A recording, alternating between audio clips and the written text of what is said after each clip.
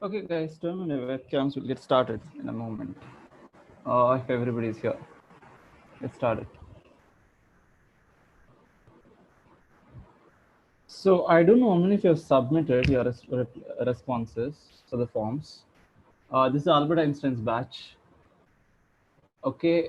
Oh, Mithil, you sent the cat problem. Now, what has happened is since yesterday evening, if anybody has sent me a mail, I'm sorry. Beyond 6 o'clock, I have been crazy busy, so I haven't touched the email properly yet. I'll go through it again. Okay. Both the emails, that is tlc.edu as well as my own email. Okay, I've been quite busy. Uh, Other than that, I think we're good. Sorry for the delay in the forms reaching you. They take some time. They take some time to generate. So five of them have submitted in Albert Einstein so far. Okay, five of them are submitted, and yeah. So right now it's evaluating. I'm sending the mails to them. The test is tomorrow. The first test results will come out soon. I'll have to personally sit with them, so that's going to take me. Yeah, I know. You send it from this thing. The due date is Wednesday, so you have time to submit this. Okay, to submit the DPP, you have time to Wednesday. Second thing on Schoology, one more thing I got to add, that is, yeah, you have a trigonometry test written, so congratulations. Other than that, which you got the news from me, sadly, if you didn't see it on your own, that's one thing. Second thing is, please submit your whatever you worked out in this circuits folder. Okay, whatever sheets you work out for the forms, please upload it here in this electrical circuits. This thing, what is that? Assignment form. Is that fine, guys? Can I get a yes or no from everyone, just to make sure everybody's here? Should you write the question? No, no, don't write. Just the question number which you got. Everybody got the same question order. One question has been repeated. That is 9E. Check that. Okay. 9E has been repeated. Only till problem number 9. Yes, only till problem number 9, because it is compulsory to send. See, these submissions are kind of compulsory to send because your marks will be entered here. Okay, so far we received only mirror results. Just send me just the answer, not even the solution. Solution is up to you if you want to send. Okay, just the answer. No need after 9, but you can work it out on your own. It's optional. That's I'm giving that option because I did not get sufficient time to type out questions till 40 and 50 and beyond that. Already there are 42 questions in it. Okay, what has been given to you, it has 42 questions in it totally. Sorry, 40 questions in it. So that itself is a lot. So I just thought, you guys can work out the other bits on your own. Working out part is not required. How many problems are compulsory? This one only till problem 9, as you said. Okay, only till problem 9. Yep, let's reply to this guy instead of replying class. Yep. Okay, only till problem number 9. Okay, so all the answers are in integer form. So you're right, only the integer part. It's been mentioned to you. You just have to send the answers on forms. Okay, reply to your forms accordingly. And to prove that you've actually done it, just in case there's an error in the forms, let's say something goes wrong in the forms, okay, just to make sure there are no errors, submit it here. Only the sheet where you have just worked out one or two numbers, that's all. Just the number, question number, and an answer. This is for proof. Second reason why you need to do this is because I can enter your marks here. I can enter your marks on Schoology and you can see it for yourself. Okay, you'll be able to see your marks. So far, I've made the marks to 3 people. In the other batch, at least one person has gotten the message of how much they've scored. See, you are supposed to solve, listen to this, you are supposed to solve up till problem number 9 only. Problem number 9 only, not the entire level 1. That's the only change that has occurred. Okay, you can solve the rest, it's your choice. Equivalent resistance problems, your choice if you want to solve more. Okay, but compulsorily up till problem number 9 you're supposed to solve, and you have to answer them in the forms that have been sent to you. That's one thing. Second, whatever you work out till problem number 9 has to be uploaded in Schoology here, wherever you saw it just now in your this thing. At the same time, I got to add one more thing. If you want to solve more, you submit it here in Schoology. If you want to solve more problems, it's up to you beyond problem 9, even level 2 or level 1. How many questions? 40 questions are there in the form so far. You must have realized there are 40 questions. Yeah, but they can be finished very quickly. Not 42 actually. First two are instruction pages. First one is instructions, and one more page is me saying hi, just welcome to the form. politely saying, write the exam or something like that. Those first two forms are like that. So there's nothing much, don't worry. If the answer is 0.005 and if your final answer is 0.005, not multiplying by 100 and everything, after multiplication by everything, if your answer is 0.005, then you're supposed to enter 0 in the form, integer part. Exam is going to be on Schoology. Tomorrow's exam is going to be on Schoology. There will be a time limit. When I mean a time limit, there'll be a time limit of finally when you can submit. That's all. Yes, it'll be a quiz. Nidhi, I saw that message. Can we talk about it later? If it's fine, I've been a little bit busy. That's it. Yeah. Okay, I saw that message. Okay. How many questions? Can you send me the test form in other email? No, it's been sent to you on your TLC email. The form has been sent in your TLC email. How many questions in the exam? That's not been planned. I'm not even prepared it yet, but it's going to be less. Yes, the solution picks out to be submitted even this time, but here's the difference. You can submit it after an hour also. I'll give you a longer duration, about 2 hours, to submit the written part of for the exams. Okay, so you don't have to submit it immediately. That's one thing. Second, but your whatever you work out should match your solutions which you enter. The solution forms will go closed on Schoology by around what do you say, by the exam time. When the exam ends, your forms go offline. Okay. No, you're supposed to answer it this way. That's all I said. There's time limit for each question. I have not yet planned that. I'll discuss with the office. We might implement a time limit for the exams. Solution picks have to be neat. I should be able to read them. That's all. And please don't send them upside down, okay? I had to tilt my head and correct it last time, okay? I could not rotate it on Schoology, first of all. Yeah, I know. Okay, I struggled with that a little bit. I understand it was the first time you guys are taking photographs of whatever you worked out. But yeah, no, I could have rotated the computer again there. But it was, yeah. Nihaz is like, that's revenge. It seems. Okay, nice. Is it correct to the first test? The first test correction is in progress. The DPP is also in progress. It's taking me time because this took me a lot of time to make the forms part. Okay. No, Pratyusha, we have to do something. We forgot something, guys. We forgot something.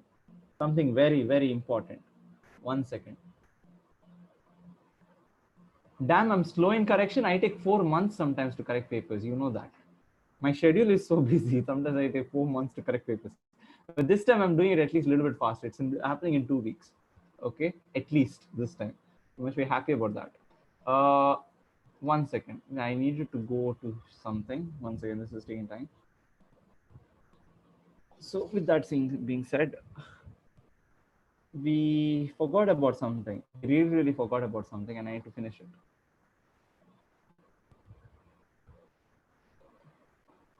Medhansh, you can contact the office. You will have to use your TLC account because those forms work only in TLC accounts. Medhan, whoever doesn't have access to the TLC forms, please. Shashank is like, isn't it a government holiday today for online classes? I don't think so, technically, but a workbook. Yeah, the workbook one, I'll let you notify you soon after the test. We'll take care of the workbook part after the test. Okay. Yeah. Now, one more detail. I just need to discuss this. This is important. Listen to this. Yeah. Now, here we go. Here we go. I need to discuss something. Come on. Yeah.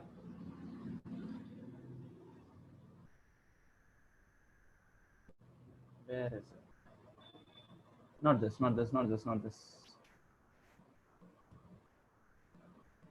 Yeah, this one. Okay.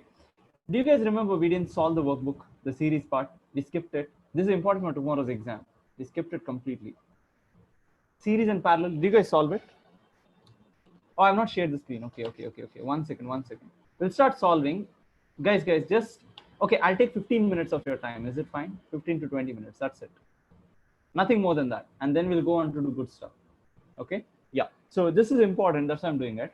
Listen to this carefully. If you have doubts, stop me immediately. Once again, the screen is visible, right? Yeah, you guys started as homework, so you should be able to do it very quickly. Is it fine? I'm not stopping. Okay. Now, tell me the answer to this. Two identical bulbs are connected. There is a 2 volt this thing. It's easy question. 2 volt this thing. You tell me how much is the current through each bulb and potential difference each bulb. How much is it? C, right? 2 amperes, 2 volts. Is this part fine? Oh my God, where's my cursor when I need it? Is this part fine? It's easy. Straightforward.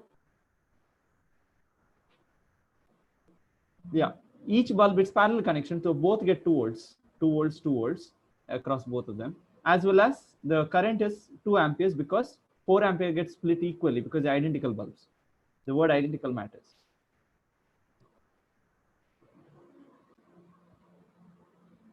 No, Shashank. You're supposed to answer all the 40 questions in the forms which are there.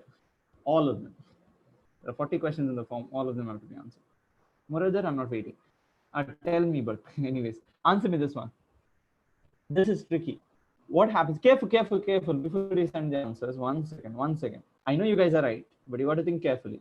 What happens when you, let's say, how will the ammeters on the reading change when the switch is closed? When S is closed, what's going to happen to the current? See, initially the current flows only in this loop. Remember this, current flows only in this loop. It doesn't go through the resistor R3. This is R3. It doesn't flow through R3. Okay, it just goes through this. It's a single loop. Yeah. So there'll be some current here already. What happens when you turn it on is a question. Tell me. Ammeter reading A1 increases, you guys are saying. Do you agree with that? Ammeter reading A1 should increase because there's an additional battery in this thing, load in this thing. How many think A1 increases?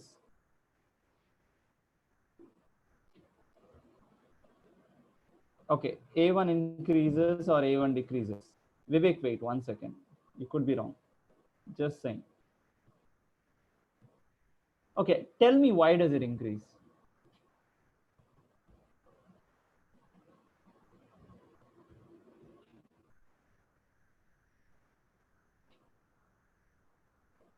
Okay, understand this question. Understand this.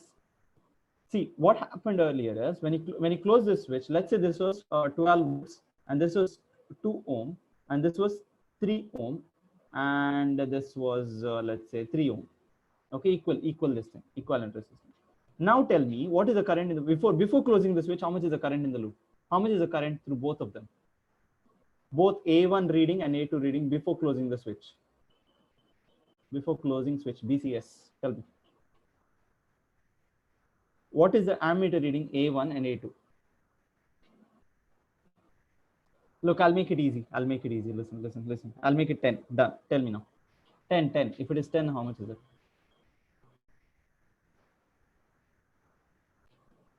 2, right? Both of them will give a reading of 2 amperes. Is this part fine, everyone? 2 amperes. Is this fine? Just stop me in case you have a doubt. But I think this should be very evident. How to? Because there is 2 ohm and 3 ohm in the series. Before closing this switch, there is only 1 ohm and 2 ohm in the series. So it's going to be, what do you say, 10 volts divided by 5 ohms. That's going to give you 2 amperes. That's it. Okay, that's it. Okay, so that is 2. Both of them will be 2 because both of them, there's only one path for the current to flow. Current does not go to the other branch at all. Current doesn't enter the other branch. Okay, now tell me when I close the switch, what happens to the currents? 5 ohms because 2 plus 3. Both are in series. 2 plus 3.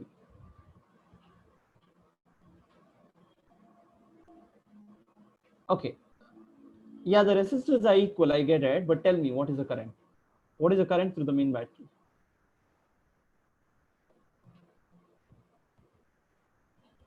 Okay, some of you are calculating with the advanced calculations, but I wish I had done it in a simple way. Wait, there must be a simpler way to deal with this. 3 and 3, 6 and 6. Okay, 1 second. I'll make some changes. Listen up. I'll make this 6 ohms. 6 ohms. That was a bad example. So this should work. And let this be 2 ohms. Okay, and this be 1 second. 8 volts. Now tell me, how much is the current A1 and A2 in the beginning, before closing the switch? Now tell me, it's easy. A1, A2. Everyone answer. That's 1 ampere and 1 ampere. Okay, I just changed the values. Now, after closing the switch, how much is it? After closing the switch, how much will the currents become? Yeah, it'll be 8 by 5. A1 will be 8 by 5. Agree with that? Yeah, A1 will be 8 by 5. Everybody agrees with this? Because look at this, A1 will get total effective resistance of 3. This will become 3 ohms. Total, both of them in parallel become 3 ohms. 3 ohm and 2 ohm in series gives you how much? 5 ohms. So total you have 5 ohms and 8 volts. So you get 8 by 5 amperes. Okay. What about A2? What about A2? How much will this one be? Branch currents. Totally out of 8.5, how much will get divided equally, right? The current gets divided equally. Agree with that? Out of this 8.5 ampere, do you agree that the current will get divided equally? So it'll be 4 by 5. Agree with this? Fine with this? Okay. How is it 1 and 1? 1 and 1 because both of them, the current flows through only the one main branch. That's it. It flows through only the first branch like this. Is it fine? How 4 by 5? It's easy. The current gets divided equally. I'm asking for the current. How much is it? The current which comes in, that is 8 by 5, gets divided into 4 by 5 into 4 by 5 because both resistance are equal, 6 and 6. Is it fine? That's why it gets divided equally. It becomes 4 by 5 in the other branch and 4 by 5 in there. So ammeter 2 will read 4 by 5 this time because there's an additional branch for the current flow, which is closed. How? Nah, Murali, I didn't have. I just left this now. Yeah. So is it fine? Ashik, how 5? Okay. 5 because if you look at it here, the 6 and 6 together gives you 3 ohms. Parallel. 6 and 6 together gives you 3 ohms. So 2 plus 3 is 5. Yeah. So do you see something interesting? What happened to the ampere current A1 when I close the switch? Did it decrease or increase? It increased. What happened to this one? What happened to A2? A2 decreased, right? This one increased. If you look at it, A1 increased, A2 decreased. So C is the correct answer. If you take examples, that makes more sense always. I prefer taking examples. Sometimes, yeah. One increases, the other one decreases. 4 by 5 because the current gets split equally. When 8 by 5 current comes in, half the current goes into one branch, half the current goes into the second branch. We don't have to submit the DPP sent from the mail anywhere, right? No, whatever DPP has been sent to you via the mail, the solutions and the working out of it, whatever you work out, or just the answers, you have to submit on Schoology. Up till problem number 9. It's problem number 9 actually in the forms, what has been sent to you. Okay. What about 2 ohms? 2 ohms, I told you, right? The current is following through this one, A2, A1, that is 8 by 5. Okay. So you land up with A1 increasing.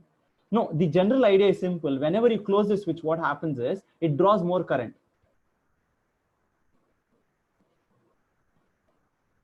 Scholar, should you submit the answer entered in forms? Yeah, whatever you entered in forms, you submitted there. Yes, Pratisha, you're right. Yeah. Okay, so is this fine? Second one, that it's one in when A1 increases, when you close the switch, A1 increases, A2 decreases. Okay, if you include the method, that's great. Is this fine, guys? Can I go to the next? Everyone. Okay, I got it. Yes. Okay, fine. Listen to this now. Next one, there's a mistake in this question. This is 12 volts. You can't solve this problem without having this as 12 volts. There is no way you can solve this. Yes, Atika, you're right. The answer is that. Wait. Did you take 12 volts? You can't solve this question without taking this as 12 volts. Okay, there's a thing as that has been clipped off. Okay, there's 12 volts at the top there. Now, tell me, what is the resistance of the resistor R? It's easy. Yeah, I said it to take 12 volts. Does it work? Once again, I'll try. 6 volts. Okay. Yeah, okay. If it works, yeah, fine. Your answer is right. What's the resistance of this resistor R? What is the resistance of that? It's very easy. Listen to this. First of all, tell me what is the voltage across this resistor here? Tell me how much is the voltage across that resistor?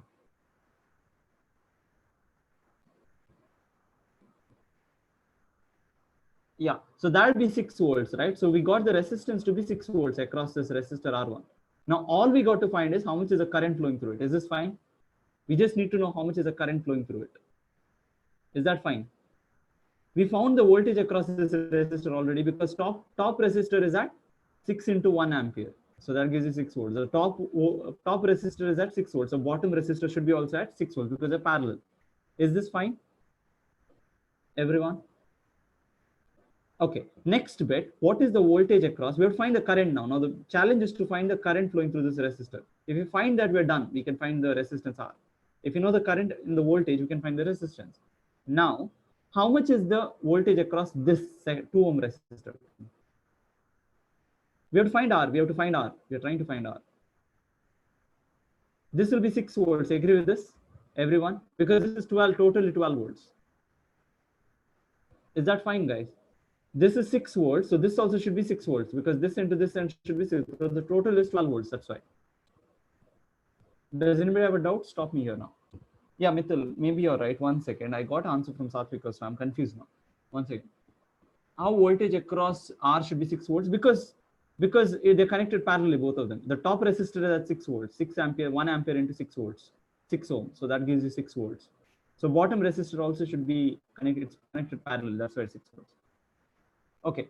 How 6 volts here? Because if this is at 6 volts, the other end also should be at 6 volts to give you totally 12 volts at the battery. Okay. Satvik, everybody is giving me a different answer. Just a slightly different answer. Yeah. I think you guys are right. Sriharshi, I think you're right. There must be a calculation error. That's all. One second. Anita, you're right. Yeah. Now listen to this. If this is 6 volts and this is 2 ohm, how much is the current flowing through this resistor? Tell me. How much is the total current flowing through this resistor?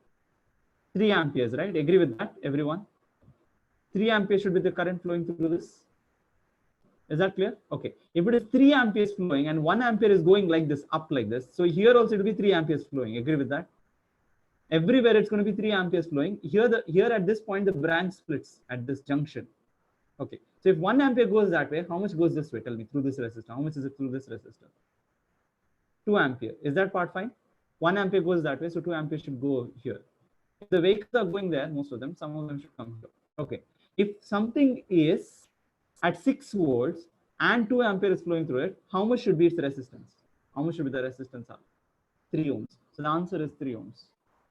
Is that fine? Yeah. Got it. How did you get the potential difference across 2 ohm to be 6 volts? Yeah. So if you look at the circuit here, the circuit is basically as 3 equipotential points. There's one here, there is one here, and there's one here.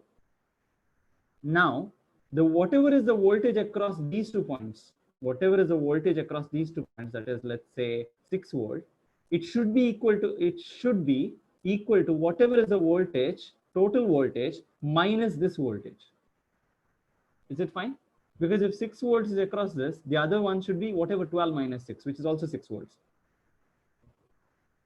That's how I got it. They did not be equal. If this was 7 volts, listen, if this was 7 volts, this would have been 5 volts. This would have been 5 volts. Is that fine? How did you get the voltage for the parallel connection? Yeah, for the parallel connection, we know that the current flowing through this top resistor is 1 ampere, but its resistance is 6 ohms.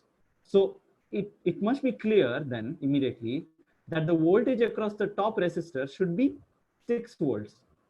Now, if the voltage across the top resistor is 6 volts, voltage across the bottom resistor also should be 6 volts because they are parallelly connected. Now, which means these two ends of this thing should also be at 6 volts. R I got to be 3 because I realized this current is 2 amperes. I realized the current through this top resistor is 2 amperes. So that's why. I might need a bigger diagram. That was my mistake here, probably. But yeah, is this fine? Is this fine, guys? I'll do one last explanation because this problem is important from many reasons. Okay, one last explanation. Okay, because there are people, Vivek, 1 second. Okay, so see, this is at 12 volts. So the total voltage across these 2 points is 12. Okay, that part must be very clear at this end to that end.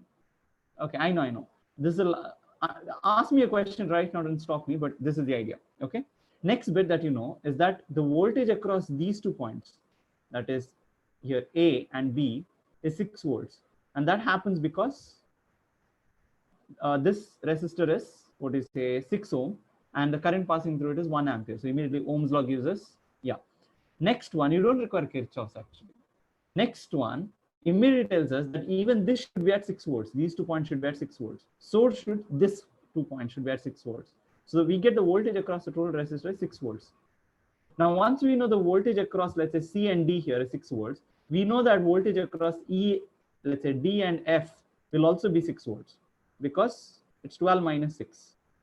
Okay, totally 12 minus 6 volts. But then I know if this is at 12 minus 6 volts, this resistor, and it's of 2 ohm, then the current flowing through it should be 3 amperes, which means the current through the main branch is still 3 amperes. Here also it's 3 amperes, here also it's 3 amperes, which means even here it's 3 amperes. Now, if it's 3 amperes there, it should be, the current entering should be 3 amperes.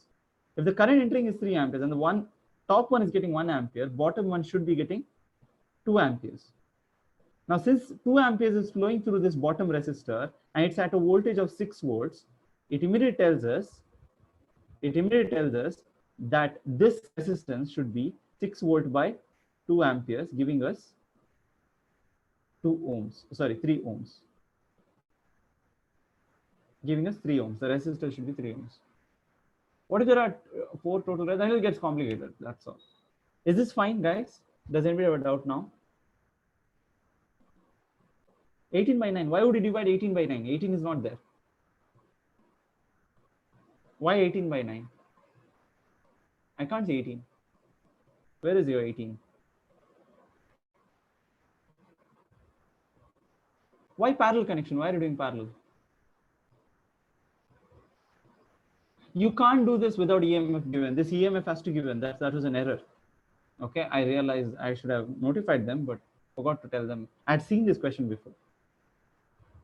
Okay, is that fine? You don't have to do the parallel connection part. If you do the parallel connection, we'll see it will work out.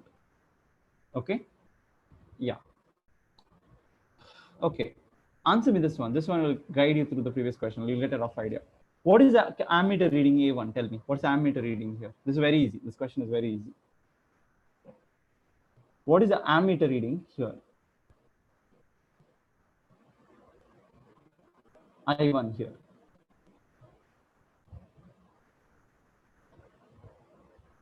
Yeah. Why? This is at 4 volts and this is 4 ohms. So the current flowing through this should be 1 ampere. Yes, you guys are right. All of you are right. It's 1 ampere. And now, since this is a series circuit, these are just voltmeters added to the sides. You can ignore them. And the current flowing is simply 1 ampere. So the current flowing through the whole thing is 1 ampere everywhere. Everywhere it's 1 ampere. Okay. Now the second question, what is the voltage V2 then? What is the voltage V2? V2 is going to be, what is V2? Yeah, V2 will be the voltage across 2 ohm, that will be 2 volts because 1 ampere is flowing through it. Is this fine? Since 1 ampere is flowing through it and it's 2 ohms, so it's going to be 2 volts. Is that fine? Is that fine, everyone? Can I get yes or no on that? Once, only send it once. Can I get yes or no from everyone? Yeah, sure, Ketan. We'll get it soon. Replies. Okay, next bit, listen to this carefully. Why 1 ampere? I told you, right? The current flowing through this resistor, see, current, we want to know the current flowing through this whole circuit. But if I just look at this resistor, I'll realize that the voltage across it is 4 volts and it has 4 ohms. So the current flowing through it should be 1 ampere. It means that if the current flowing through this resistor is 1 ampere, current flowing through the entire circuit should be 1 ampere. That's how I figured it out. So the current flowing through this ammeter also will be 1 ampere. V by R can be said, V is this thing, but I'm not going to tell you exactly. Okay. No, Muralidhar, don't worry. Okay. So you guys understood that, right? Okay. Can anyone tell me what's the voltage, total voltage reading in the top, this thing here? How much is it? Top one. Yeah, Ketan, you're right. Srivatsa, you're right. Nidhi, you're right. All of you are right. It's going to be 6 volts. Is this fine? Because this is at 4 volts. This is at 2 volts. 2 volts plus 6 volts. 4 volts gives you 6 volts totally. So EMF provided by the battery should be 6 volts. Is that fine? Okay, going to the next. Figure shows a resistor. Figure shows 2 resistors connected to a 8 volt EMF. Okay, 8 volt EMF. So the currents flowing I1 and I2 through the 4 ohm resistor to 2 ohm resistor, you have to calculate how much are the currents. Tell me, it's very easy. How much are the currents? You know the formula directly, right? You don't have to do much. What is the potential? What is the potential across each resistor? 8 volts. So the current flowing through the top resistor should be, if this is at 8 volts and 4 ohms, it should be how much? Yeah, 2 amperes in the top. Bottom will be 4 amperes. Is this fine? What is the total current then? What is the total current going out and coming in? Total current should be 6 amperes. So the answer to the second question is 6 amperes. So the top question is I1 is 2 amperes and I2 is 4 amperes. Is this part fine? Yeah, there are many methods. There are many methods. It's your method is just lengthy, I guess. That's all. I realize that. Okay. Yeah, you must have found the total current directly and then did some calculations. Maybe or use branch current formula. Okay. This is the book. RN. I didn't get that. Okay, is this fine, guys? Can I get a yes or no from everyone? Fifth question. Fifth question. Fifth. Aye, Captain. Okay. Okay, the next one is sixth one. This is easy. Listen up, simple question. Yeah, Navi, you're right. Ketan, you're right. Adi, these are workbook problems. Workbook. Yeah, all of you are right. Whoever said it's simple. Effective resistance across B and C is how much? 2 into 3 by 2 plus 3. 6 by 5. You guys are right. 1.2. Next one, what is the resistance across A and B? A and C. 1.2 plus, specifically, if you want to go, 1.2 plus 1, which is 2.2. Is this fine? 2.2 ohms or 11 by 6. 11 by 5. 11 by 5, sorry. Is it fine? You can take this as plus 5 by 5. That's all. 5 by 5. You can treat it that way. Okay, 5 by 5. 1.2 by 5 by 5. Okay, done. Next one, last one. What is the effective resistance across total resistance across these two ends? It's easy. Top resistance is almost totally 5 ohm. So parallel resistance will give you 5 into 2 by 5 plus 2. That's going to give you 10 by 7. Is this fine? Yeah, all of you right. Yeah. Okay. Next one, quickly. These are very easy. Total resistance problems. Tell me. What about this one? What is the effective resistance in the corners, both of you? Yeah. This resistance totally is how much? 3. The bottom one is 5. So that's going to give you, bottom is 5. So it's going to give 3 into 5 by, that is 15. 15 plus 15 by 8. Is this part fine? 15 by 8 plus, how much is 0.125? 0.125 is how much? Yeah, this is 15 by 5 here, these two corners. As 15 by 8. It's 1 by 8, right? 0.125 is 1 by 8. So 15 by 8 plus 1 by 8 is how much? 16 by 8. Is it fine? This will give you 2. So 2 is the 2 ohms is the answer, final answer. Everybody fine with this?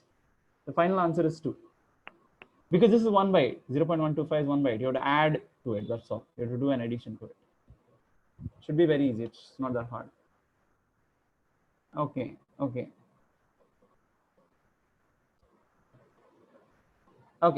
Now, diagram shows below 3 identical resistors. What is the voltage across each of them? First of all, tell me what is the voltage across each of them. First, tell me the answer to the question. What is the voltage across each of them? 2 volts, 2 volts, 2 volts. Is that part fine? Is that part fine? Because you get the logic, right? Yeah. What is the voltage across then X and Y? These 2 points X and Y then. 4 volts. Is this part fine? Resistors are equal. That's right. If you want to solve the problem directly, if you want to solve it properly, proper way of doing it is total voltage is 6 volts. Total voltage times balance between the resistors. How much is the balance? This is let's call this all these resistances R. Then this is going to be 2R by 3R. That's going to give you how much? 4 volts. Okay, this is a proper way of doing it. I'm using the formula VE and all this stuff. 2R because R plus R. There are 2 resistances in the branch where I'm measuring R plus R. 6 volts is the total this thing, and 3R is all the resistors in the series. R plus R plus R. Okay, yeah. Next one, quickly tell me. 8th one. Hey, skip the 8th one. Skip the 8th one. There's something wrong with that. We'll not touch that. There's an issue. The diagram is wrong there. We'll go for the 10th one. Those 2 problems are wrong. Okay, those problems are errors. You can't solve them. 10th one. It's not complete. I don't know if we have to fix them also. Which one offers the least resistance? This is something common sense, I told you. I know, Muralidhar, it's contagious. It's very easy, D, right? Always when you connect in parallel, any three resistors, when you connect in parallel, you get the lowest resistance. If you connect all the three in parallel. D is the right answer, yes. Next one. The resistance of 1.5 ohms is needed for the circuit. However, the resistors available are only 1, 2, and 3. Which of the four circuits should obtain the resistance that we need? It feels like you're not sending the letter A. It feels like guys are getting hurt there. It's like and all that stuff. Okay, you're sending multiple A's as if you're suffering some pain or something. Okay, first tell me quickly. This is very easy. How much is it? This gives you how much? 1.5, right? I think this is very easy, right? This will give you 3. 3 and 3 parallel is 1.5. So A is the answer. Fine with this? Yeah, okay. Next one. We're done quickly. Last but one. This is 2 questions. This is usually a JE type question, fun question, but it's easy. Okay. Simple things. You need to tell what is the effective resistance across PQ. It's very easy. These two in parallel gives you what? R and R parallel gives you what? Tell me. R and R parallel gives you what? R by 2, right? Is that part fine? R and R parallel will give you R by 2. Plus R, how much is that? In series, how much is that? 3R by 2. Is it fine? Yeah. C is the correct answer. I know, guys. This is R by 2 parallel. Parallel give you R and R parallel. 3, it will be half the amount. The resistance will be half the amount. And that gives you 3R by 2. Okay, and this is in series, so I added that R. Okay, next one is fun. Here, tell me which one is correct. First one says all 3 currents are equal. All 3 currents, I1, it says I is equal to I1. That is obviously true. It says it's equal to I4, but then it says that is equal to I2 plus I3. That seems like correct answer. First answer isn't the correct. Okay, this is correct. If you look at it, all the currents, this is I, this is I1 and I4. All 3 are equal. Agree with that? Can I get a yes on that? That's the only option that satisfies that is this one. Sadly, all of them are wrong. Don't even have to think. Yeah. Then we know that I4 is nothing but I2 plus I3, right? What is that, Sham? Yeah. Is that fine? Where's the French bird today? Sorry, French bread. Okay. Is this fine? Can I get a yes on this? Okay. Cool. Okay. Fine. Yeah. Now, nice. Okay. Next one. Tell me. Yeah. Next one. This is very easy. 14th one. A 6-volt cell is connected across 3 resistors. There's 6 volts. And you have to calculate the current I1. It's very easy. What's the current I1? What is the current I1 at the top? It's very easy. How much is it? 30 by 6. Agree with that?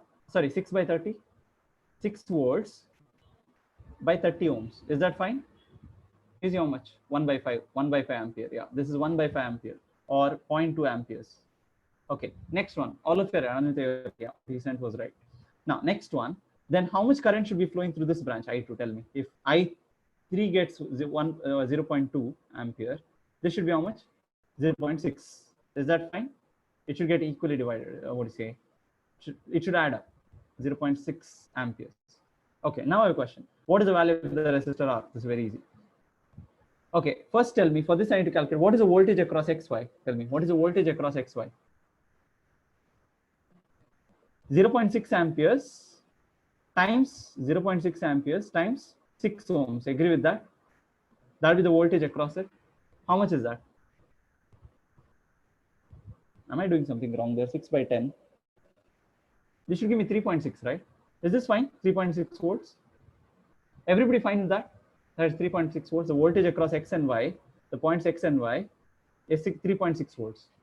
Okay. What is the voltage across YZ then? Tell me. What is the voltage across YZ then? 6 minus 3.6. How much is that? 6 minus 3.6. 2.4. 2.4 volts. Is that part fine? Everyone? Yeah. Now I have a question. If something is at 2.5 volts and the current flowing through it is 0.6 amperes, how much should be its resistance? 2.4 volts divided by 0.6. How much is that? 4 ohms. Is that fine, everyone? I know I'm not teaching you the techniques. One second. What if no total current is given? We are asked to find the current through each other. You can't do it. You can't do it. Without the total current help, the problem is unsolvable. You can apply Kirchhoff's law, then you'll observe that you won't have sufficient equations. Equations won't be there. You'll have too many unknowns if they don't give that data. You'll notice that it will be unknown. Okay. Which part did you not understand? Who has said that? Quickly. Others, go to the next one. Tell me quickly. RS, listen to this. It's the same current, right? 0.6 flowing through it. 0.6 amperes. But this is maintained at 2.4 volts because the other one is maintained at 3.6 volts. Is this part fine? So since this is at 2.4 volts and 0.5 flowing through it, so it should be 4 ohms. Okay. What about the first one, guys? Here, AB. Very easy. What's the volt? What is the effective resistance across AB? Yeah. So 2 into 4 is 8. 8 by 6, that is 4 by 3. Yeah. What about the effective resistance across CD? Quickly. 2, right? 2 ohms. I have told you that take the smallest resistance if one is double the other and multiply by 2 by 3. Done. Okay. That's directly done. So next one is 4 by 3 and this one. Now tell me what is the effective resistance total? That'll be 4 by 3 plus how much? 6 by 3. That is gives you how much? That is 2. 6 by 3 is 2. So I'm taking it that way. So 10 by 3. Is this fine? 10 by 3. Is that part fine? Everyone? By 10 by 3 because I've taken it 4 by 3 plus 2. Yeah. Next bit, what is the current flowing through the 6 ohm resistor? 6 volt here. For this, we need to calculate how much is the total current. Do we need that? Do we need that information? Actually, we need that. We need the information of how much is the total current flowing through this. How much is the total current flowing? Tell me. How much is the total current flowing? Total current flowing through is 12 by 10 by 3. How much is that? 36 by 10, which gives you how much? 3.6 amperes. So the total current flowing is 3.6. Muradhar, why do we not need to tell me? Yeah, 3.6 is the correct answer. Why should we not? What technique could you offer to directly calculate how much is the current flowing through the 6 ohm resistor? Okay, we'll do it the shortcut way for now. We can just calculate V out.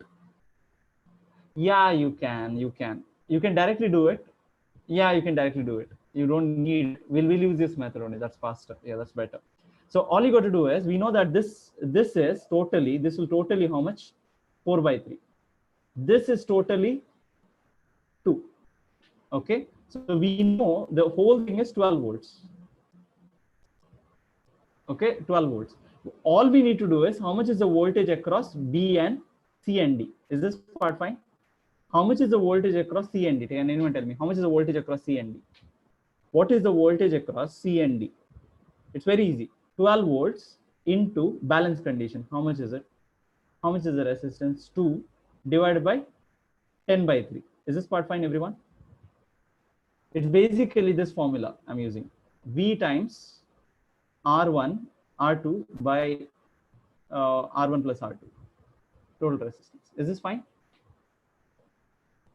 Okay.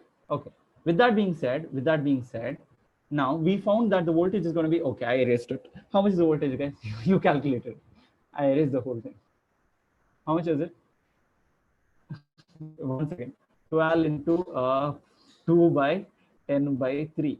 So that gives me 6 at the top. 10 by, my calculation is like kids, okay? So sorry, bear with me on that. Okay, cancelling here. So this becomes 6, this becomes 5.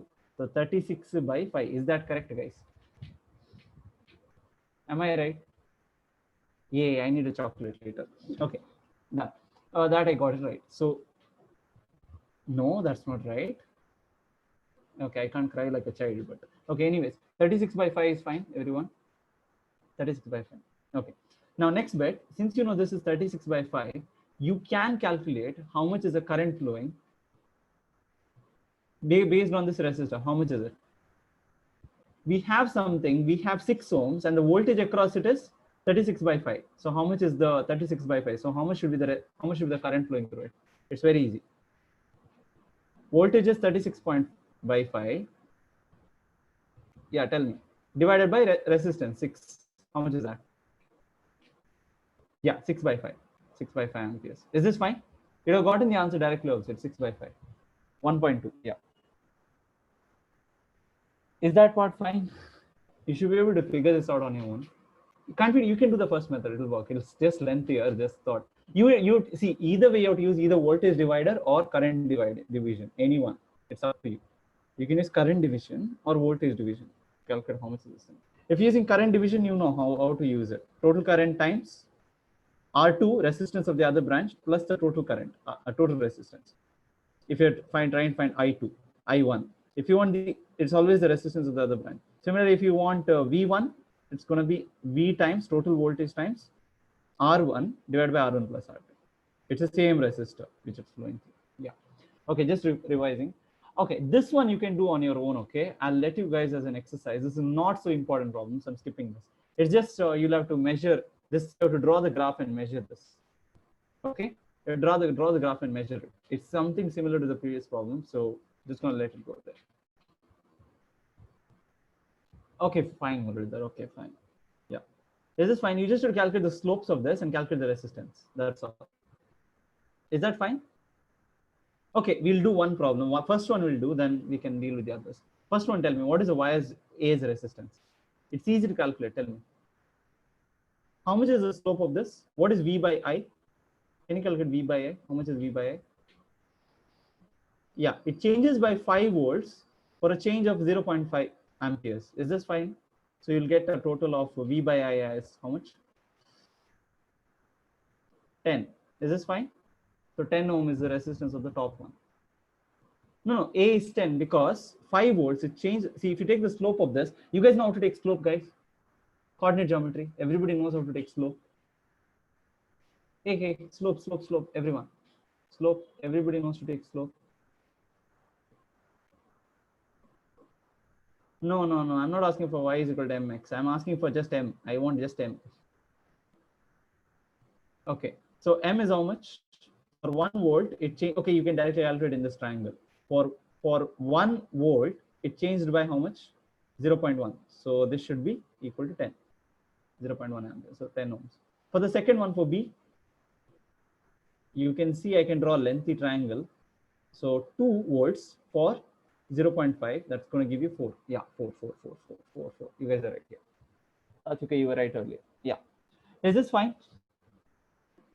So accordingly, you'll have to write some explanations about calculate the currents flowing through and stuff like this.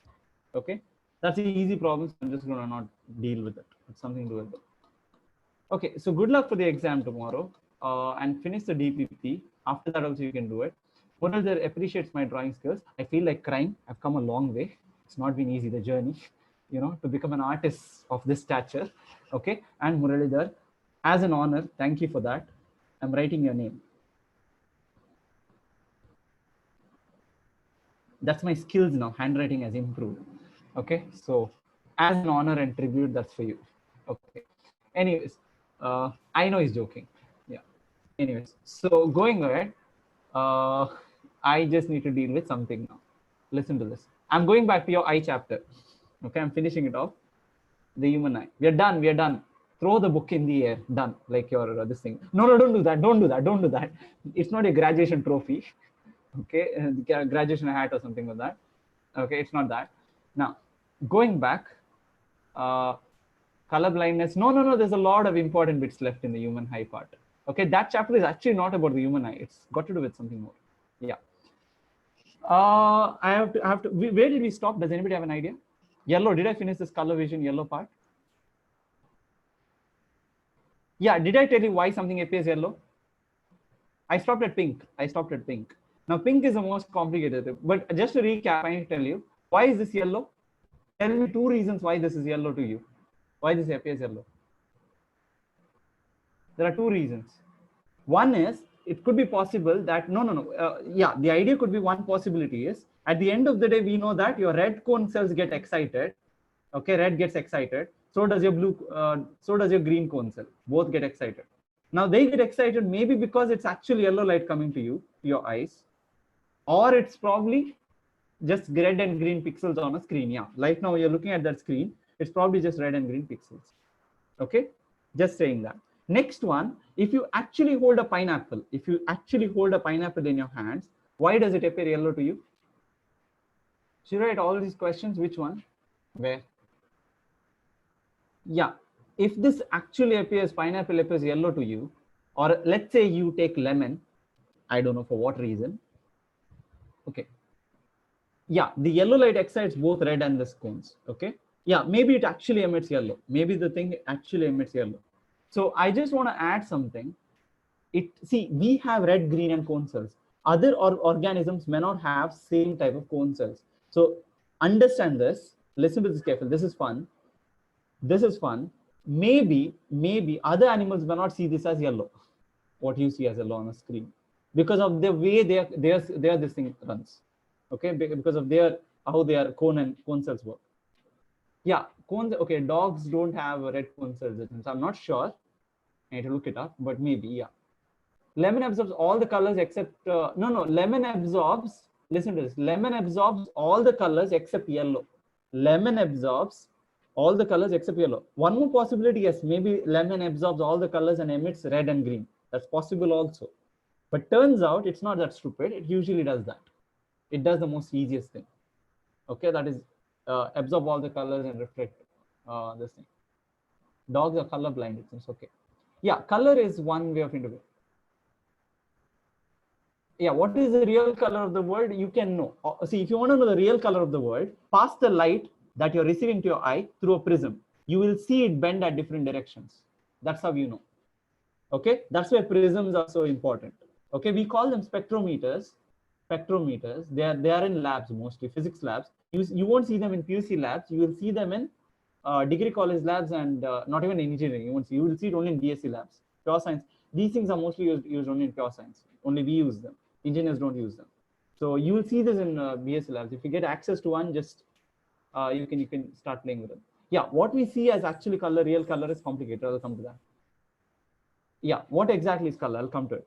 Now there's something, it's called spectroscopy, yes, but we do it for not just for colors, we just do it for everything. Now tell me, why is this yellow? Tell me, what does it tell you when you say yellow? When you see this as yellow, when you pass it through a spectrometer, what does it tell you? Why does it tell you it's yellow? No, Satyuk, I'm not.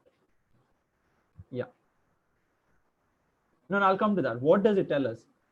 Do you agree? It tells us, if you pass it through a spectrometer and you see only one yellow line, no red line and green line, let's say you don't see red and green in the spectrometer. When you pass it through the prism, the light doesn't give you red and yellow. Let's say it gives you only yellow line. Then what does it tell you about the pineapple itself? Do you agree? It tells us there's some compound there, some special compound which tells us.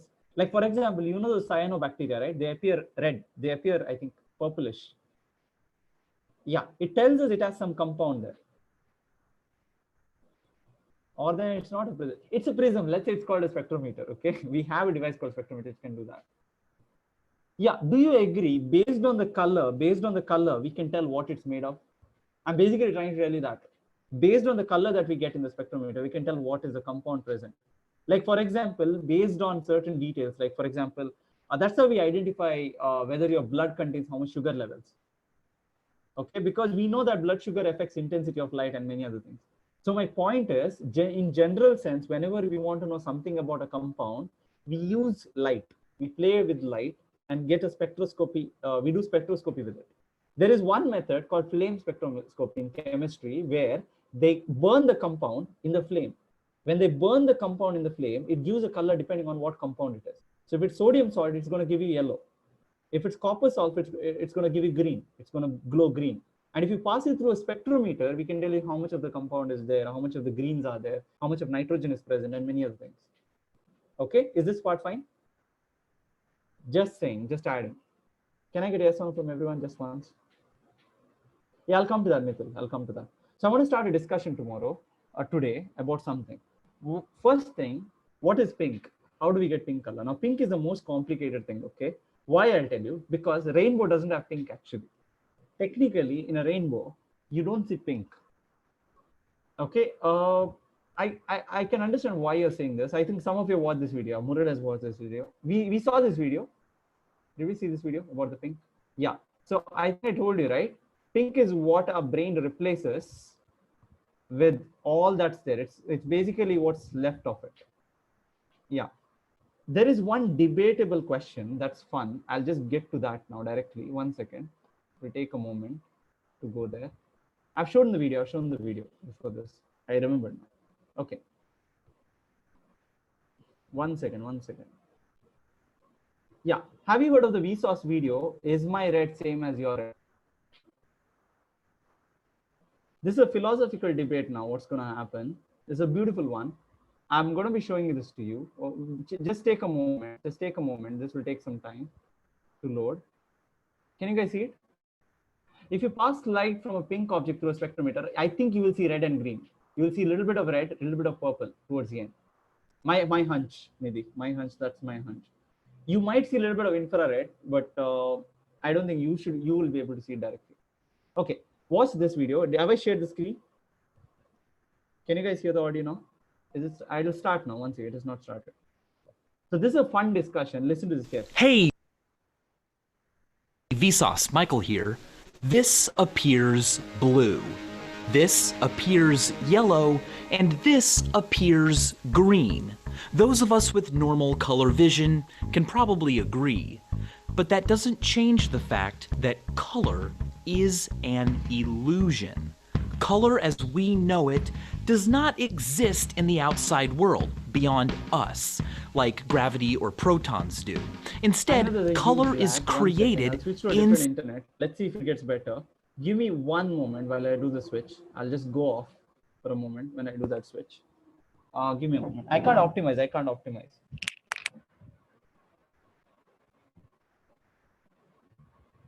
Okay. I'll try to switch. It might go to Geo, but let's see if it works well. The problem with Geo is, one issue with Geo is it always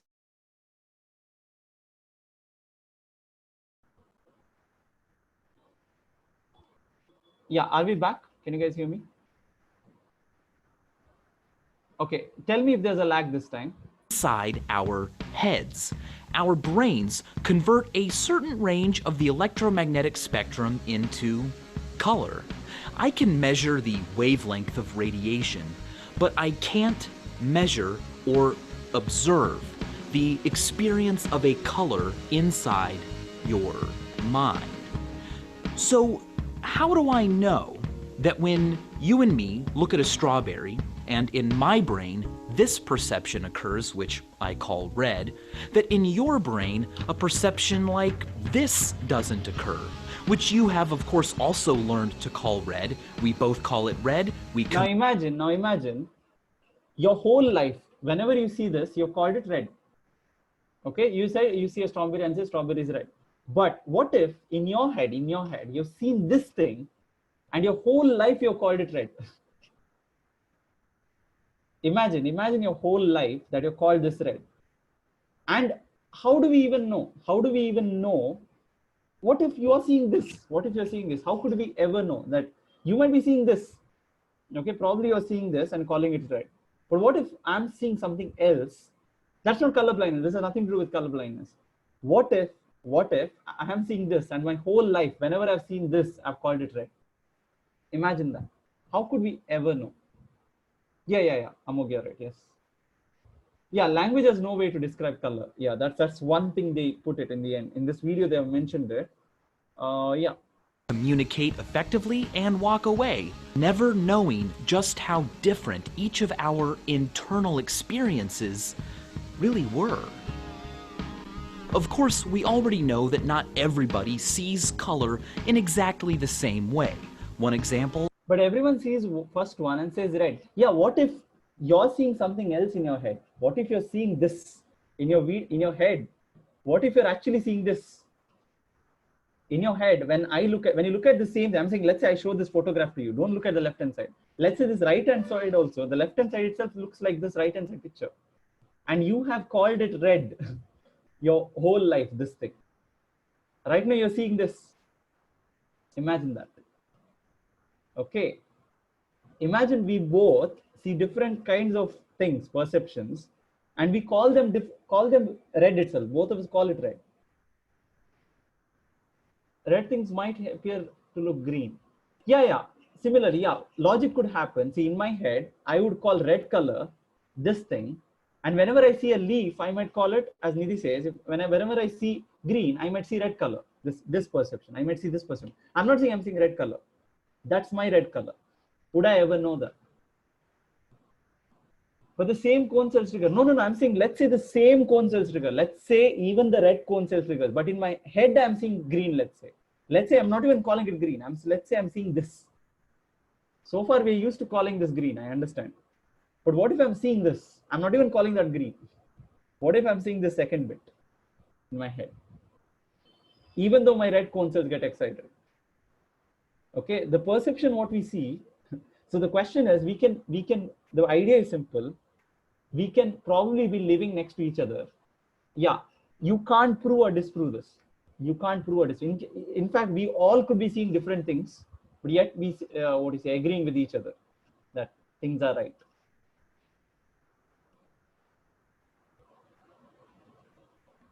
Yeah, I'm saying it as thought it as red. I understand. But what if I'm seeing this in my perception, in your visual perception inside your head, in your thought process, inside your thought, you are seeing this, let's say, every time I say red strawberry. But you call it red. Okay, you can't disprove this. You can't disprove this or prove this. Okay, so it's impossible. That's where it Call ends. it red, we communicate effectively and walk away, never knowing just how different each of our internal experiences really were. Of course, we already know that not everybody sees color. Yeah, Nidhi, you're right. Yeah, it could have been different for different person. It's a very good video. It's not like this is actually philosophy. It goes into topics called qualia. He speaks about qualia. What is qualia and where is it? The word I don't know. Does he bring it up somewhere? Feel Yeah. pain. Yeah, can you tell me? This is good. You feel pain, right? But can you tell the other person how that pain is like? Is it ever possible to tell you what that pain is like? You feel pain, yeah. You call it pain and stuff like that. Is there a measure for it? You can't tell. Yeah, you can't really tell it. So philosophers call this qualia. Philosophers call these ineffable, raw feelings qualia. And our inability to connect physical phenomenon to these raw feelings, our inability to explain and share our own internal qualia, is known as the explanatory. Yeah, you can check out these things if you're interested. This is a fun thing about red. There's no equations to put it. No way, you can't. Okay. Now going back, I just need to go back to certain things quickly. Okay, so take a moment. Okay, I'll come to this. 1 second. Pink was done. Next, do you think we can see UV light? Do you guys think we can see UV light? No, we can't. But turns out there is a condition where humans can see it. Okay, there is a specific group of people with a particular specific condition who can see this, and those people with that disease are called people with aphakia. The disease is called aphakia, and people can see UV. Now you don't want this disease because this is crazy. This disease is got when the eye lens is broken, when the person loses eye lens. So the eye lens happens to have some sort of filter to block the light, block the UV light. And turns out when the lens is removed, they can see flashes of this. Yeah, Anvita sent something. 1 second, Anvita. I'll just try to open this, if possible. Yeah, physics and psychology of color, Anderson. Yeah, I know about this. This is good. This is really, really good video. Okay, I'll send on the chat screen whatever Anvita sent me. That's a very good one. But guys, 1 second, my chat box is stuck. 1 second. Oh, I can't copy paste that. I'm sorry. But my point is simple. Okay, going back. Yeah, so this called conditional aphakia. Okay, you can check it out. By the way, you know that human beings can see, what is it? Your cameras can see UV. Did I tell you this? Your cameras can see UV light. Have I told you this? I've told it to you last time, right? I think I've told you, yeah, you would remove the filter. You would remove the filter. Have you guys seen your remote, by the way? I think I've suggested that, right? To try it out. Take the remote and flash it to this thing. We tried that, yeah. Just try it next time. Yeah, I'm trying to open this, but this is taking my time. Load this. Yeah, I've shown it. Hey. Yeah, this is what it looks like. Can you guys see the video? Can you guys see the video? Yeah. You look purple. I guess I should come clean. Can you smile for me? You're eating. Okay, My 2 front teeth are fake. Oh my God. yeah. His 2 front teeth are fake, okay? So you can see it only under UV light. Okay, if you had a UV light, you could know who and all have fake teeth. Okay, so so if you have a UV camera, you need a UV camera.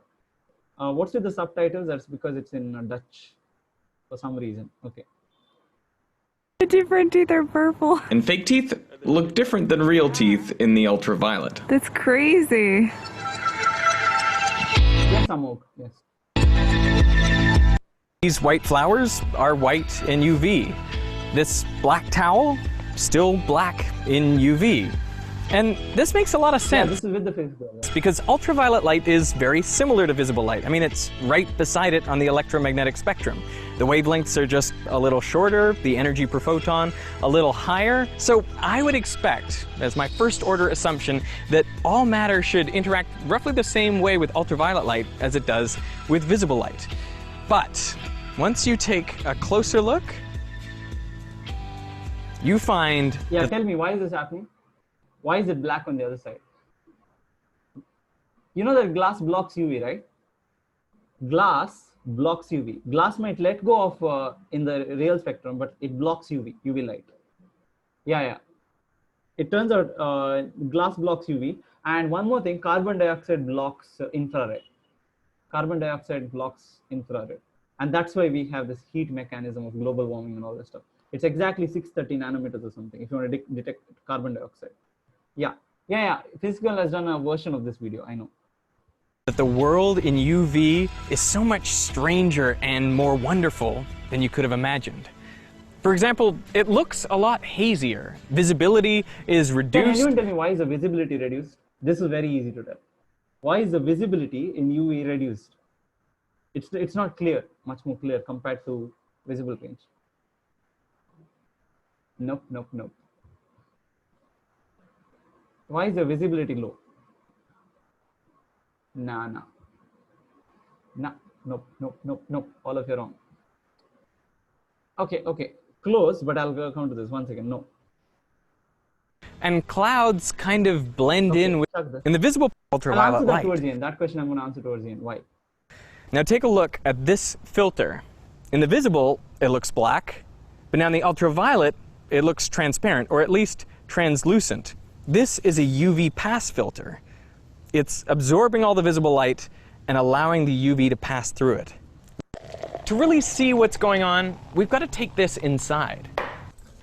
Same bottles, ultraviolet lamp. Yeah, some of you might have seen this bit. Some of you might have seen this bit. Because she knows a lot about melanin. Oh, yeah, because I'm so tan. Right, so your body wants to protect itself against UV rays, and so there's some cells in your skin called melanocytes that produce more melanin when UV rays hit your skin. And that melanin absorbs a lot of visible light, so it looks darker in the visible, which is why when you have more melanin, you look more tan. Exactly. Melanin actually absorbs even better in the ultraviolet part of the spectrum. That's where its peak is. And so our skin looks darker in the ultraviolet camera than it does in the regular visible camera. Yeah. What I find so amazing is that these melanin molecules are transported inside the cell to the nucleus, forming this protective cap over the place where the DNA is stored. And that way, they prevent ultraviolet light from penetrating into the nucleus and causing damage to the DNA. But you know, one thing I think was really interesting looking at your face in the UV, What's that, Diana, Derek? How do I put this? I mean, your skin is so clear and beautiful in the visible part of the spectrum. Yeah, bring it on. So what is surprising is how you can see a lot more contrast, maybe some freckles that I didn't even know were there. It is surprising. No, but it's true. I mean, I noticed it on yours as well. Thank you. There's a bit around your eyes. There are spots I can't notice just looking at you in the visible spectrum, and then they pop right out when you're looking through a UV camera. And you know some animals that also absorb UV? I don't. Okay, I need to ask this because this came up a lot. Who is Wade Watson in the class? Apparently. Any idea who's Wade Watson? Yep.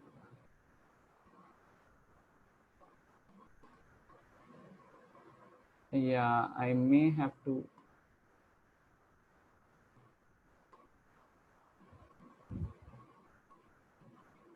Yeah, it's fine. It's fine. Okay, going ahead. Harp seal pups. So in the Arctic, when this they're part is fun. This part is fun. This part is fun. What's this? it is, but when they're trying to do aerial surveys and take photographs of colonies of seals, it's pretty easy to spot the adults because they are dark colored. Right. But the pups, I guess being young and defenseless, they have a kind of camouflage. Their fur is white in the visible part of the spectrum, and so they kind of blend into the ice and snow. But in the ultraviolet part, they are absorbing a lot of that radiation. I think the ingenious thing about this is it allows us to get an accurate count of harp seals. Right. Because we can count the pups too by taking photos in the ultraviolet. So this is actually one of the uses of ultraviolet So you photography. can measure the count. You can count the number of pups that are there, puppies. Okay, basically of the harp seals. So my point is, we use a different kind of camera when you have different purposes. For example, we have currently microwave cameras which are capturing the microwave background radiation, which you might know about. We've been measuring many things under different wavelengths. Okay, so counting pups is very important because we need to know how many next generation of harp seals are going to be on that island, because it's going to be important for climate studies and many other things. So we measure this constantly. Okay, yeah. There's not many colors in the UV making. No, not because of that. UV has bigger range actually.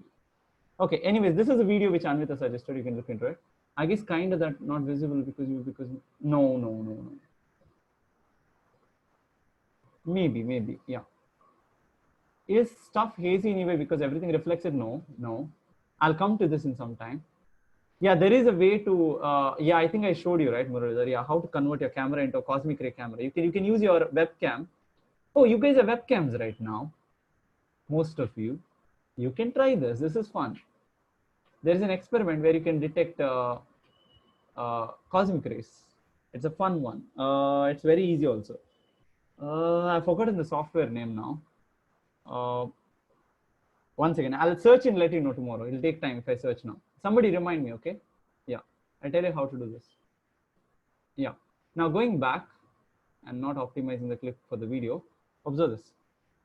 Yeah, we saw this one. Have you ever realized there is something called eye floaters in your eyes? Those things that float. When you look up in the sky, sometimes you see things moving around in your vision. Pratish, 0 day, shadow day results are out. Yeah, they're out. And I think in the your category, Subhashish and I won. And I know one more detail that Pratisha was very close. Okay. Yeah. Okay. Anyways. You said UV isn't clear, but why is so much detail in zoom when they zoom on your face? No. I'll tell you why is that. I'm saying visibility is low. If you're driving a plane using UV glasses, UV light, then the visibility is going to be low with UV light. Visibility. Long distance visibility is low. Short distance you can see clearly. Yeah, Muralidhar, it has something to do with that. I'll come to this. No. Okay. You know about this one, right? I've shown this to you. Polarization in the human eye. You've seen this, right? No, not to do with fog. It's something to do with why sky is blue. It has something to do with sky being blue. Okay, the explanation for why it appears the same. Yeah, this has been tortured. After all the torture during the cyber hunt, some of you watched this many times. Okay, looking for a box. You guys were looking for one box, and that was a lot of torture. I remember this. Yeah, some of you watched 100 times in 3 hours. You were made to watch for 3 hours, a single video. I know. If I show this again, I know your eyes will start bleeding. So I'm not showing this to you. Okay. I know the answer was Lulzbot. There was a 3D printer. Yeah, I know. But personally, remember this. Next time you get into a cyber hunt or a competition like this, always remember the clues are going to be like that. That even no one will simplify the clues for you also. Okay, no one will simplify the clues for you also. It will be like it will be exactly like the one line I gave you. Okay, the answer was this one. Okay, just I'll show you. That's just the answer for that question. What was it? One second. Thanks to Brilliant.org for supporting PBS Digital Studios. I'm here in LA with my audio should be in your head a lot right now, repeatedly playing. Okay, you've bioted the whole video probably by now. Okay, but anyways, the thing is on the shelf at the back. second polar. On the shelf at the back. One second, it's visible only in this region. I don't see it. Okay. What color? Is there a color? Okay, maybe it's just on in the the shelf middle. here, this box that you see is a 3D printer. Okay, yeah, I know, and I heard that. I was looking in the middle. Yeah, there's like some yellowness. Of what you're looking, if your yellow pigments It's supposed to be to be bigger. You don't see some yellow. from left a piece of information that animals make use of in many different ways. But how There's only about one frame in which on the In shelf front you of can see it. the 3D printer. There's Lulzbot here written. Okay, you have to pick that detail. That was how hard the treasure hunt was. Okay, here cyber hunting. There's this 3D printer with the name of Lulzbot. It's more visible, more clear in the starting. Okay, fine. Now, chuck all that. My personal fun part is for me. How many of you see something here in this picture? In the center. Do you see something in the center? I made the screen full. and look at it. You can also do that with any blank image if you don't trust me. Are you seeing something in the center? Does anybody see anything in the center? Nothing? You guys are special, okay, if you can see this. This is like very few human beings can do this. Very few. Okay? So very few human beings out there. Oh, this part I have to show once again before that. Do you know what's the purpose of polarized glasses? For not mentioning that there's also circularly polarized light and elliptic Okay, light that are how out. many have had access to 3D glasses here? 3D glasses. I think I've told you this. If you have access to 3D glasses, next time wear 3D glasses and look in the mirror once. Go and look in the mirror. Yeah, go and look in the mirror. You will see something weird happening, something really weird happening. Okay? Look at it yourself in the mirror wearing the 3D glasses. You will see that one side of the mirror, glass will be black, the other one will be bright. Okay? There's a reason. It's got to do with circular polarization, but I won't explain it now. Out of phase. And then there's the rest of the light. How much of that light gets through? Manufacturers are blocking light reflection This is fun. When light bounces off, once again. Vertically polarized, and it'll block the rest of the light. Interestingly, the light that has a diagonal polarization, some of that will get it depends on how vertical the diagonal angle is. And so now if you want to block light reflecting on Understand this, when light bounces off a water surface, it's always horizontally polarized. So if I use a filter, I can block all of that light. I can block all the reflected light. So observe this, they try this always. off of You might have water. realized photographers use those filters which cost about 10,000, 20,000, right? Sometimes they buy those expensive filters.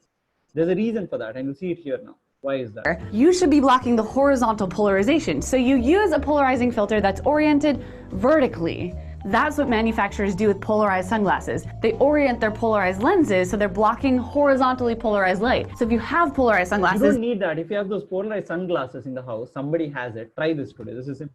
you can turn them Look side at that. by side to make sure that they're blocking light reflected off When of you flat turn water. the glass, sometimes you see it, but if you turn it the other way, you don't see the reflection of that thing, whatever that white color object is.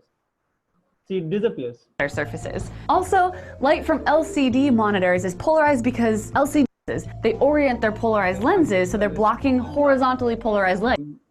So if you have polarized sunglasses, you can turn them side to side to make sure that they're blocking light reflected off of flat water surfaces. Also, light from LCD monitors is polarized because LCD screens have a Nidhi, I think it would have worked a little bit. But sunlight is often, polarized in all directions, so you can't block enough of it, actually. Yeah. In the mirror, the left lens was seen through, the right lens was black. Yeah. Yeah, I know. polarizing filter in front of them. So light from your laptop Photographer screen. uses to prevent reflections. They use it. Polarization is complicated. It's basically in the direction. It's, you know, light is basically an oscillation of the electric field, right? And a magnetic field, but you can ignore the magnetic field. The direction of oscillation is called polarization. That's all. It is a direction of oscillation. That's called polarization. Okay. Yeah, it's a vector which goes up and down. Fun part is, if you know addition of vectors, you can get circular polarized, right? But I'll come to that later. Don't want now. Okay. See, you can see here. If you use a polarizing filter, the reflections go off immediately. Can you guys see that? Guys. Yeah. Okay, next one. This is a video which will blow your mind now. This is a video which, even after knowing so many things over the years about eyes and cameras and everything, this video actually kind of flipped me a little bit. This is about what is the difference between the eye and the camera. Yeah, this is good. Okay, there's a lot to take in this video. Listen to this carefully. There's a lot. And this has got to do with the condition where the pigments are different. Okay. Wait. I'll change the slide. If you hate the cats, it's fine. No, it's versus. Yeah, it's versus. I know. Got it.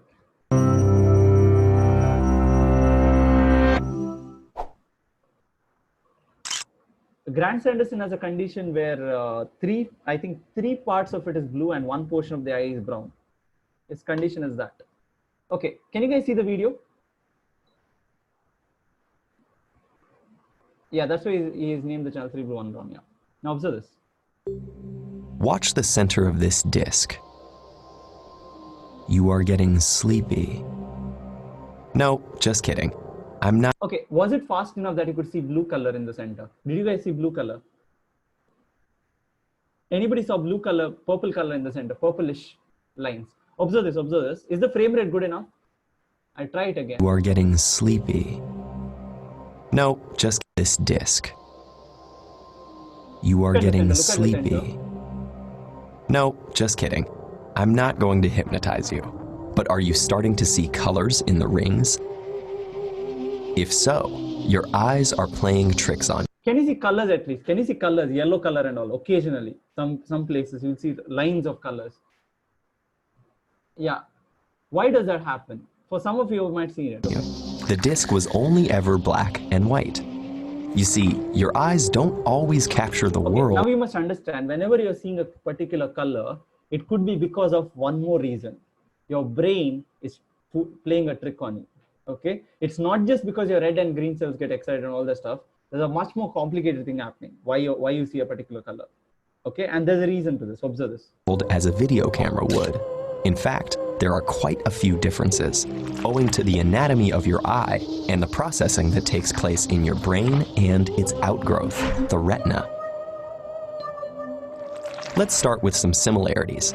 Both have lenses to focus light and sensors to capture it. But even those things behave differently.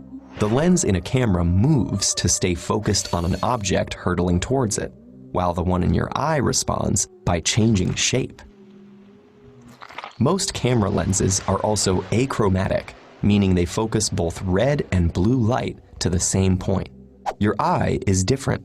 When red light from an object is in focus, the blue light is out of focus. Did you know this? Red light from the same object will be out of focus. Yeah. So the question is, how do your cone cells respond according to that? Yeah. There's a lot in this video. There's a lot will come up next. There's a lot of confusing things. Listen to this carefully. So why don't things look partially out of focus all the time? To answer that question, we first need to look at how your eye and the camera capture light. Photoreceptors. The light-sensitive surface in a camera only has one kind of photoreceptor that is evenly distributed throughout the focusing surface. An array of red, green, and blue filters on top of these photoreceptors causes them to respond selectively to long, medium, and short wavelength light. Your eye's retinas, on the other hand, have several types of photoreceptors, usually 3 for normal light conditions, and only 1 type for low light, which is why we're colorblind in the dark. In normal light, unlike the camera, we have no need for a color filter because our photoreceptors already respond selectively to different wavelengths of light. Also, in contrast to a camera, your photoreceptors are unevenly distributed, with no receptors for dim light in the very center. This is why faint stars seem to disappear when you look directly at them. Okay, did you guys get this part? Did you guys get this part? At the center, there are hardly any, rod cells. There are hardly any rod cells in the center. There are very less photoreceptors in the center of your eye. Whereas there's a large number of spike cones in the center. Okay? The weird effect of this it leads to some weird effects. Listen to this part. The center also has very few receptors that can detect blue light, which is why you don't notice the blurred blue image from earlier. That's why you don't see the blurred blue image. So next time you're looking at an object, actually there is red light coming to your eye. There's also blue light coming, which is out of focus. But since there are no enough cone cells there, blue cone cells in the center, you miss out on it. Second important fact is this one. This is weirder, much more weirder. However, you still perceive blue there because your brain fills it in from context. Also, the edges of our retinas have relatively few receptors for any wavelength light, so our visual acuity and ability to see color falls off rapidly from the center of our vision. Yes. Now this is important. When you're looking straight at an object, everything beside you actually goes color. It actually doesn't have color. Okay, I don't know whether you're observing this real time right now. When you're looking straight away at the center, everything next to you is black and white. Now you may not realize this, it's actually black and white to your eyes. But your eye is very smart, your brain is very smart. What your brain does is, oh look, I've seen this, I don't know, I've seen this mobile phone before this. I have seen that bottle, red color bottle before this. So it fills the colors. But when you're looking straight, and if somebody new enters into the room, that person is black and white to you for most part. Okay, this is weird. I know this is weird, but your brain fills the data. Brain is very good at it's a best Photoshop device that's out there. Okay, it photoshops any image that you throw at it on its own. Okay, yeah, you'll see that. There is also an area in our eyes called the blind spot, where there are no photoreceptors of any kind. We don't notice a lack of vision there because, once again, our brain fills in the gaps. In a very real sense, we see with our brains, not our eyes. And because our brains, including the retinas, are so involved in the process, we are susceptible to visual illusions. Here's another illusion caused by the eye itself. Does the center of this image look like it's jittering around? That's because your eye actually jiggles most of the time. Do you see that it's moving? For how many of you it's moving? Tell me. For how many of you that pattern is moving in the center? If it didn't, your vision would eventually shut down because the nerves on the retina stop responding to a stationary image of constant intensity. And unlike a camera, you briefly stop seeing whenever you make a larger movement with your eyes. That's why you can't see your own eyes shift as you look from one to the other in a mirror. Video cameras can capture details our eyes miss, magnify distant objects, and accurately record what they see. But our eyes are remarkably efficient adaptations, the result of hundreds of millions of years of co-evolution with our brains. Starting something from S, I don't know. And so what okay, if we don't all... Do the leaves move in your eye? always see the world exactly as it is? There's a certain joy to be found watching stationary leaves waving on an elusive breeze. And maybe even an evolutionary advantage. But that's a lesson for another day. But do you see that? Your brain is actually tricking on you on many levels, okay? Your eyes stop responding when no movement happens. So your brain, this image is actually not moving. That image is actually not moving. But your brain thinks that something is moving, okay? Yeah, your eyes are not like cameras. Your eyes are not like cameras. They're not perfect. They are machines which have evolved over time to adjust to things. Okay, why leaves were not moving? You mean leaves are moving? Leaves are moving to many people's eyes. Okay, those leaves are moving. This pattern moves. Okay. Yeah. Why are the leaves moving? Because I told you, right? Your eyes if you present a stationary image to it, it always, what to say, it switches off. Your cells get switched off for a momentarily. If it looks at something that's very, very stationary.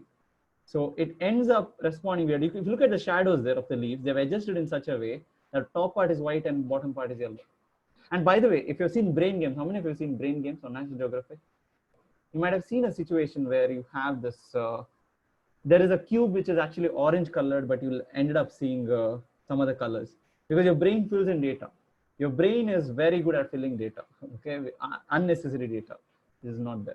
It can be tricked all the time. There are some illusions. I'll try to find this illusion. I don't know whether I can find it. 1 second. I'll take one moment of your time just to show you this illusion.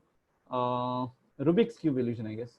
Rubik's Cube color illusion. I think so, it's called color illusion. I think so. I'm not sure. I'll just look into it. Yeah, this one. You've seen this one? Not this. I think I want a bigger image. Yeah, in this square, do you see different colors? This orange is different from this orange. The bottom orange is different from the top orange. This orange in the center, at the top and the bottom. Do you guys see different colors? This is light orange. This is dark orange. This is brown, right? This is brown and this is orange, right? But the truth is, I don't know whether you realize, both are same color. Both are actually same color. Your eye is making it look like that color. Actually, both are same color. Even this and this, both are same color. And if you don't believe me, take Photoshop. Okay. I listen to this. I'll do something. This will work for me. I can do this. 1 second. I'll take it to PowerPoint. You'll see it clearly. Both are same color. I'll prove it to you. Okay, I'm putting this image on top of Murali Baba. Where did I drop it? Do you guys get it? Can you see it? Can you see the image? Do you see both are of same color? Do you see both? One is orange, one is black. Can I start shading them? I'll start using the largest stroke I can get. Is it fine? Okay, now observe this. I'm going to shade everything except those 2 pixels. I'm going to erase everything, all the detail in this cube possible. If it is possible, I don't know. I'll try my best.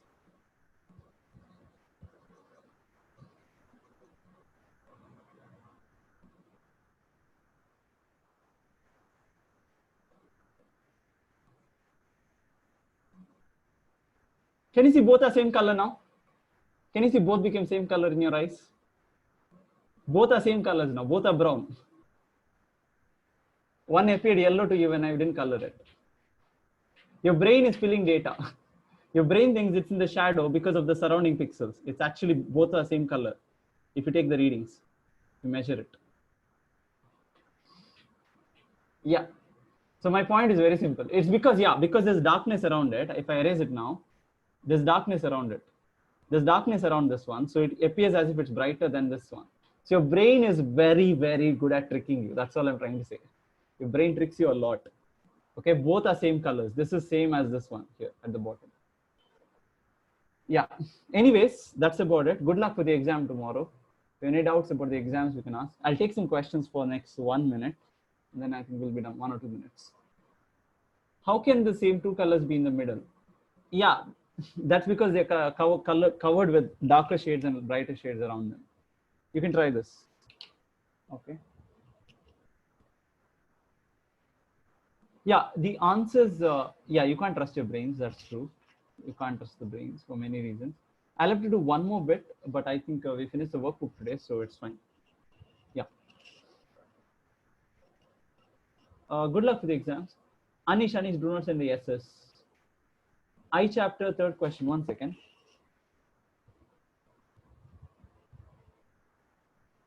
Saujin, you said something, and Anish has ruined it. So 1 moment, I'll have to do something. Give me a moment.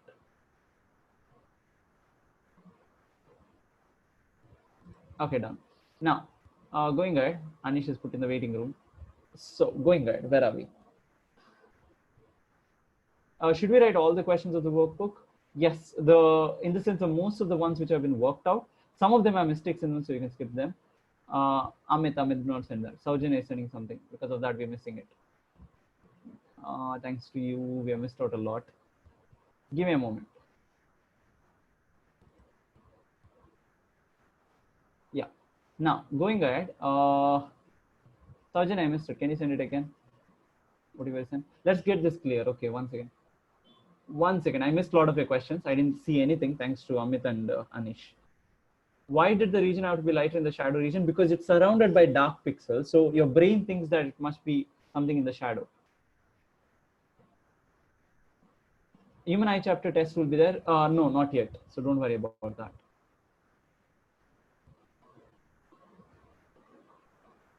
Somebody by the name Walter Lowen entered, so we'll have to remove the person. Yeah. Is the maze same for me? Okay. Guys, do not change your names, okay? Because if you change your names, you'll be marked absent. Okay, because of the attendance system which marks it. So you have to write all the questions of the workbook, the ones which we have solved, the ones which we have solved. Yes. Anything else, guys? Is the answer for the maze? Yes. One second. Who sent that? Sumed. It'll be in Schoology. It'll be on Schoology. The questions will be on Schoology. Workbook, I'll let you know when to submit. DPP third question E. I think we discussed that yesterday, right? Third question E. E. Yeah, we discussed it yesterday. The work done will be same as what do you say? How much is the work done in getting something from the center to the top point? Where is the winner of this thing posted? It's on Schoology results. It's posted on your Schoology. It's on Schoology. The results are on Schoology. F is, it will be the same. The work done is the same because you do the same amount of work done in moving something from top to bottom. Workbook, you will be notified when to submit, where to submit. Fourth question or fourth problem, if you're talking about this one. We discussed it yesterday. Infinite ladder, I didn't get the integer answer. Yeah. You won't get an integer answer for that infinite ladder problem. And that's not in the DPP, so don't worry. DPP doesn't have all those problems. DPP has only the level 1 as well as only till problem number 9. So yeah, derivations, yes, important, all of them. Okay, cool. Try that. The voltmeter problem is the one that gave headaches to everyone, I guess. Muralidhar was struggling, Keaton was struggling, and finally they figured it out. It took them a lot of time. The voltmeter problem was the hardest. It's the hardest, I won't deny that. It is level 3 actually, technically, if you go. The voltmeter one, the voltmeter measures between 3 points. It's a simple series circuit that's given to you, and you're supposed to measure the simple series circuit. You're supposed to measure using the readings of what you're going to see. You're then supposed to tell what will the voltmeter reading. Yeah, that's a difficult one. No, it's not 9.33. Answer is wrong. That's not right. The results are on Schoology. I'm telling you, check your classroom. This thing, it's on Schoology. I can assure you that. Or the CFL page. Look into the CFL India Facebook page or the Instagram handle. One of them. Okay, if you cannot find it on Schoology, you can find it there. I can tell you the winner. Winner is Subhashish Shenoy for the non-CFL PUC part. That is you guys, external. So yeah, the ones from PUC, I think the winner is Ashlesh Bolar, then Mohita and Swastik and bunch of them. The non-CFL, there's one person who has won. That is, what's the prizes? I think it was 1,000, if I'm not wrong, who have won it. And I think Pratish, I can tell you, you came very close. You came very close. I was there, so yeah. Yeah, 42 questions you're supposed to answer. Whichever questions are there in the forms, you're supposed to answer them. Whichever questions are there in the forms, you're supposed to answer. Can you show their clicks? They are posted on the website. You can check it out. They're posted on the this thing website. Please check it out. Okay. I'm waiting for the other teacher to come. When to submit what? It's been okay. By the way, deadline for submitting the Google Forms, the Google Forms which have been sent to you, the DPP, 42 questions. That is totally up till problem number 9. That's up to Wednesday evening. And second thing, the website part, yes, you can check out the TLC Facebook page or the Instagram handle. It's there, it's posted there. Problem number 13 is the answer 6. Okay, problem number 13, 1 second, I'll just look into it. It's going to take some time. Problem number 13. Where is it? 13, the answer is 90, I think. Wheatstone's bridge problem was 90. Yeah.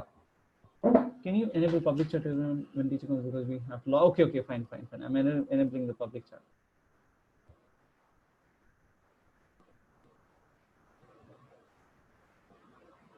Okay, the chats are public now. Is it fine? So yeah. I'm waiting for the other teacher to come, so that's taking time. Nope. Okay, I'll leave. Bye-bye, guys, then. I think that's fine. Yeah, leaving. Bye-bye.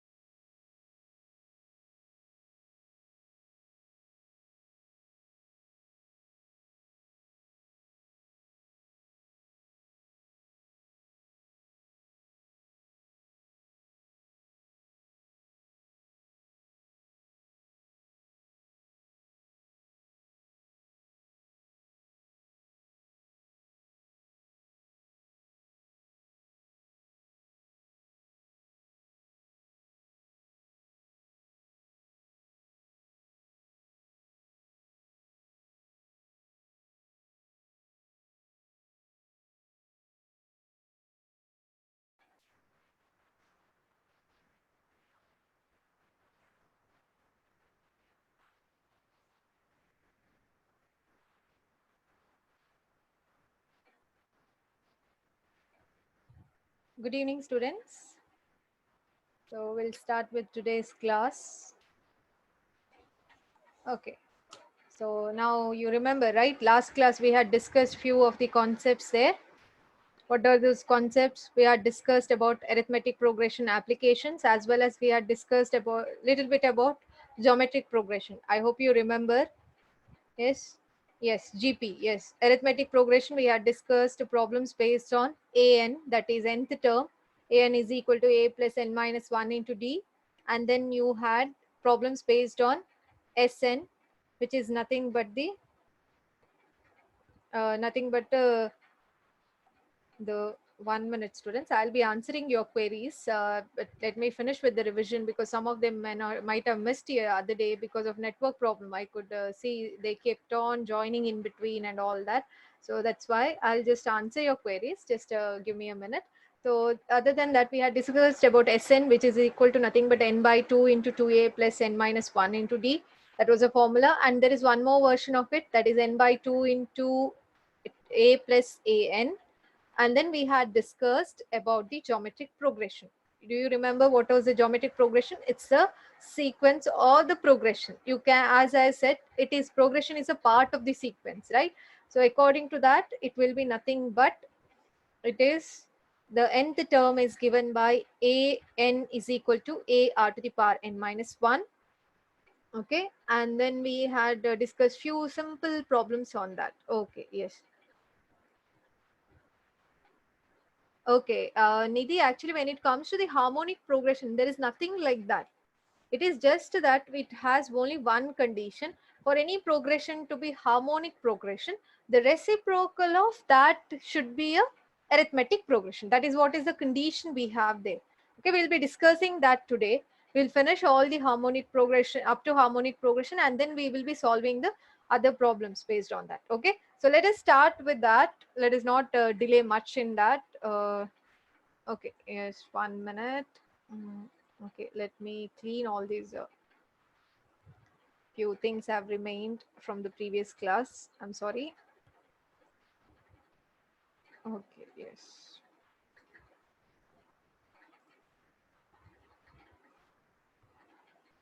Okay, yeah, fine.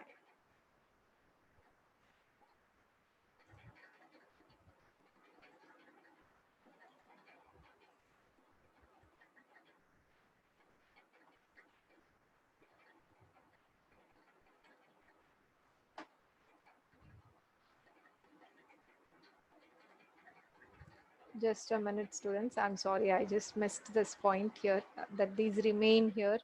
I just don't want them to again remain. Just give me a minute. Yeah, I think we have finished up to here, right? You remember last class we had discussed a few simple examples. You had given me the answers for all this. I hope you remember. This is where we had stopped. Okay, yes. Okay. So, Ketan, actually, to be frank, we don't have the formula for infinite as such, but there are certain other special concepts which are discussed later on. Okay. Yes. So, in the AP as well as GP, we have a formula for infinite, but when it comes to the harmonic, actually, we don't even have the formula to find the sum of n terms, any n terms. So, if you take first n terms, it is not that it does not exist at all. They are nothing but there is a formula, but it will give you an approximate answer because it is based on the logarithm. It is not accurate. Suppose if you find the nth term sum in the HP also, it will not give you an exact formula, just like that. Okay, yes. Okay, yes. Homework problem. I had given you some homework from workbook, right, students? Yes, I had given some homework from workbook. Okay, yes, yes. So no, I had given first 4 problems. That's what I had given. Yes, Satvika, I've got your mails. I've checked. I don't know others. I did not get it from others at all. Nth term, yeah, that is for Murali. That is for sum of n integer. I mean natural numbers. That is okay. Yes, yes. We can.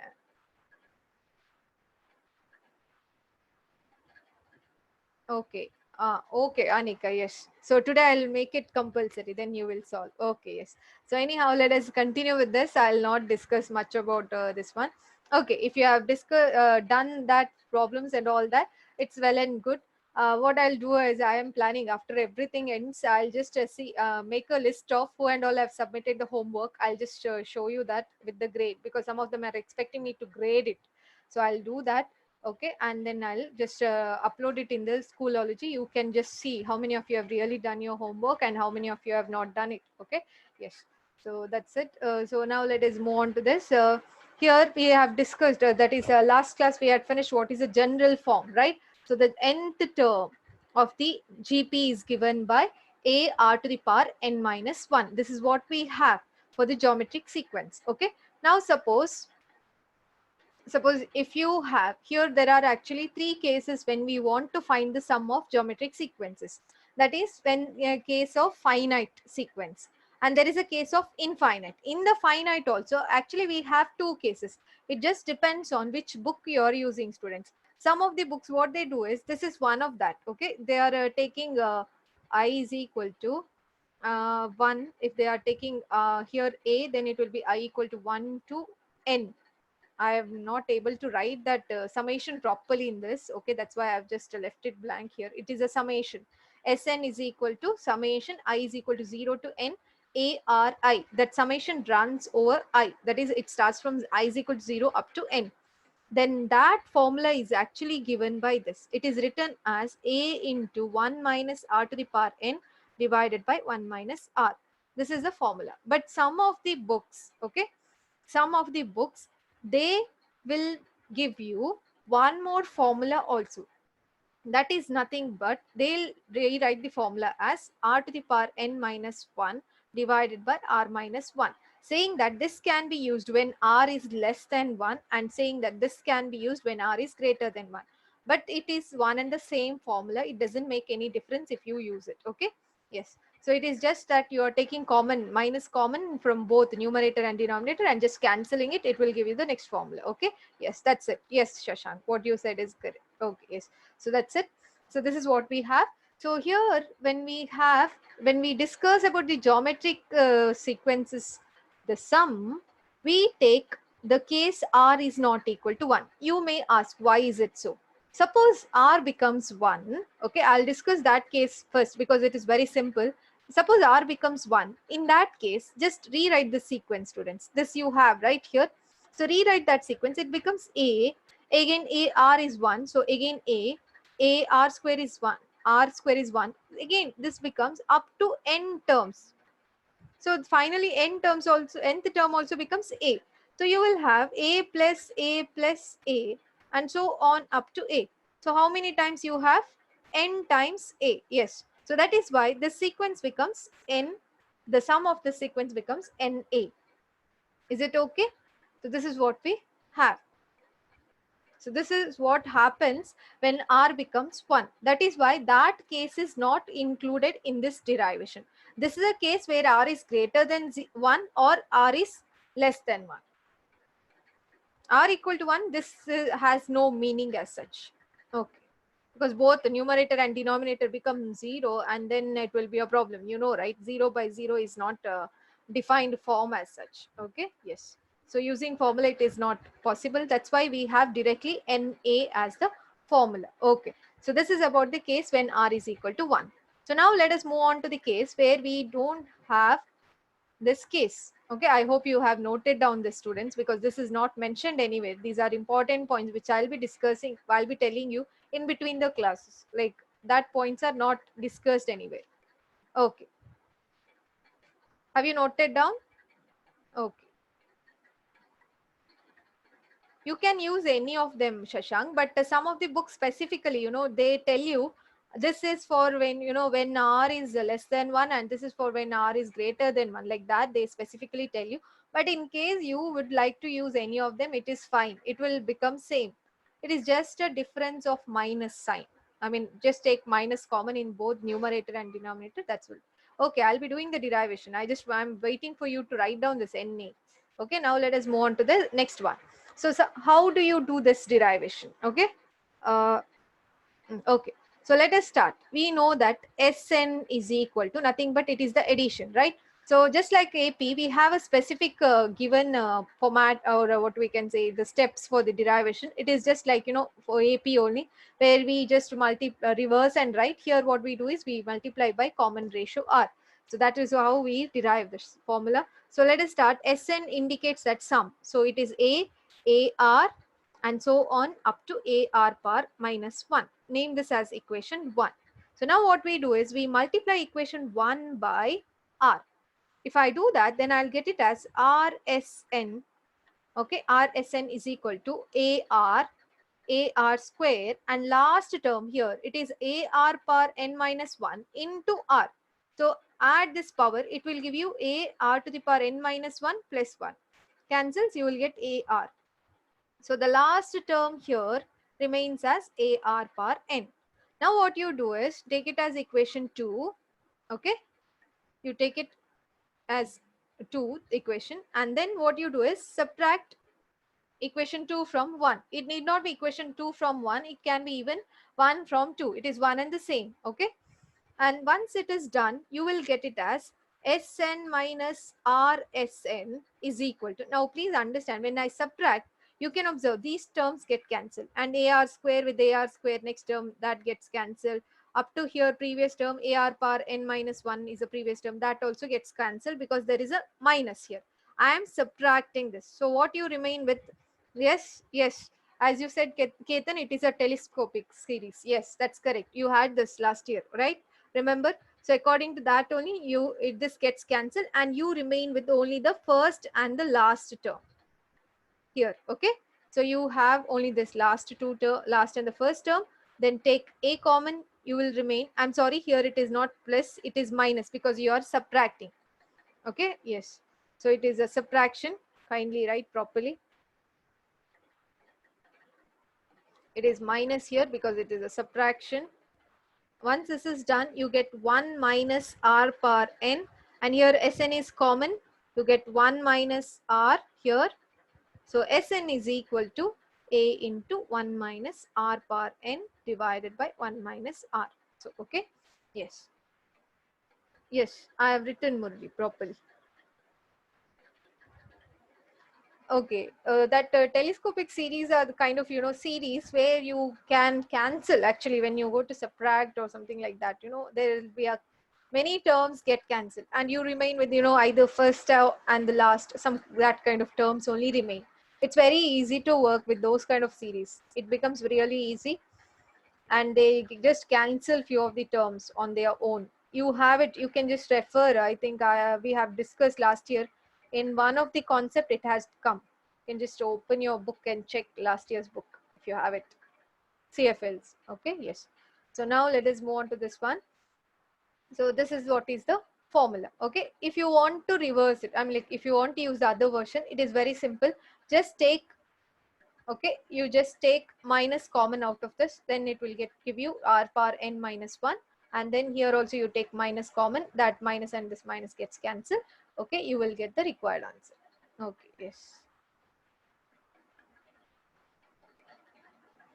It is the same equation. If you have forgotten, I have multiplied equation 1 with the R. So obviously the number of terms won't change here. Okay, yes. So this is what is the derivation. We have it for simple, this one. Okay, so the summation is nothing but I starts from 1 to n. Summation is this. Okay.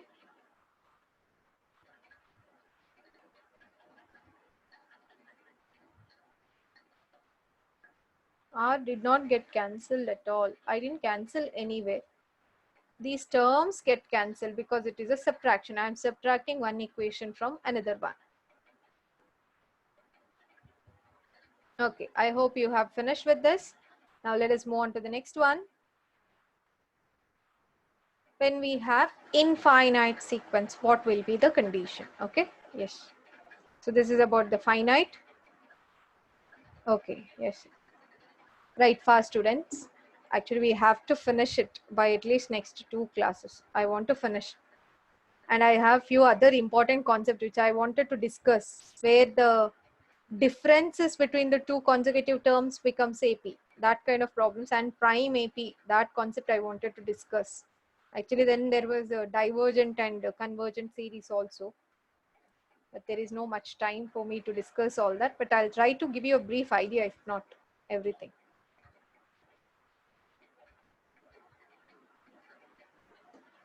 Okay, done.